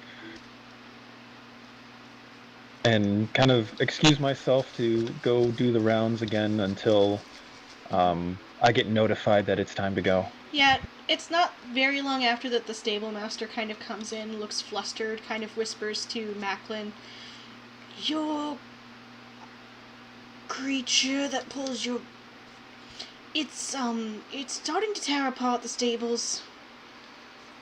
Apologies." Oh, no. We can't have that.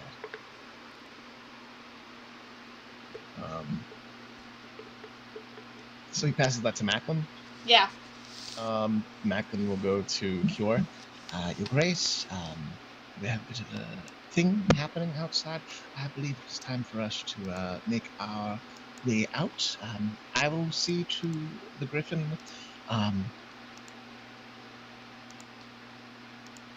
Understood. Thank you for bringing this to my attention.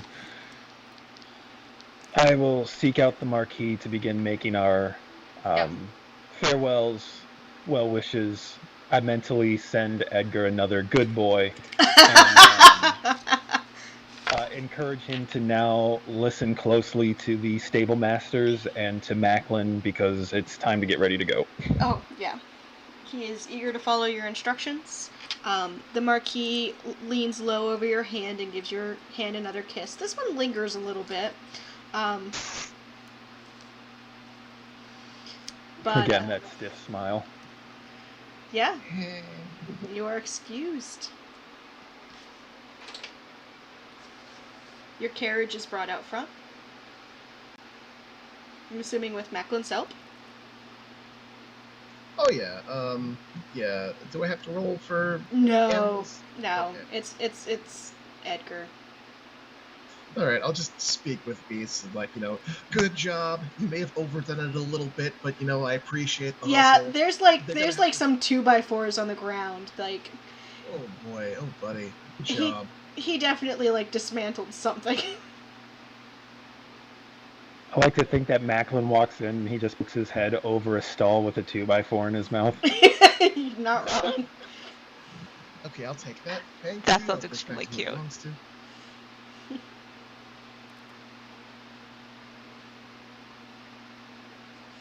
Yeah, easy enough. Get him harnessed up again. All right. You got escorted back out to your carriage.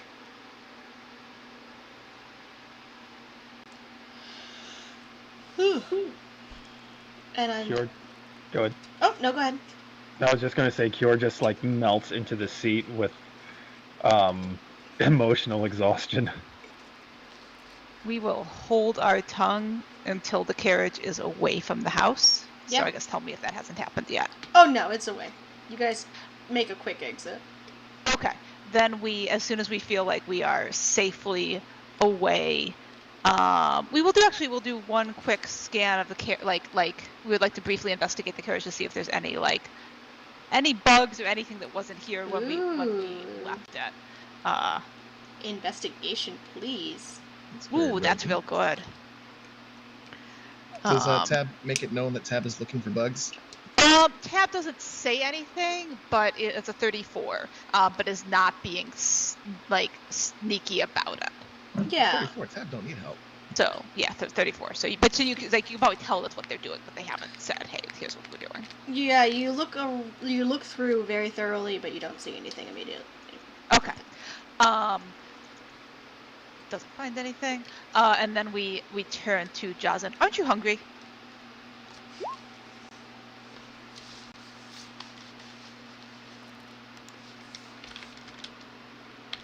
Oh no, is Jazin passed out? Does he want to sleep in the carriage? Did Jazin come outside with us? Is he still inside? Oh no, did we abandon Jazin? No, Jazin came out with you. But I think that as you demand to know if he's hungry, maybe we'll find out next week. We will call it for tonight. Delightful. All right. Wow. Thank you. Thank so you. many things. We've Yes. had more etiquette and more dancing around subjects and more following the rules in this one episode than we had throughout the entirety of the Feywild bullshit we went through. We were underprepared for the Feywild. We were overprepared for this. Yeah. I appreciated It was a lot of many fun. things tonight. Thank you. I look forward to digesting what happened tonight, but I have to go. Good night, everyone. Good night. Have a good one. Thank you for staying. Oh, I didn't realize it was after.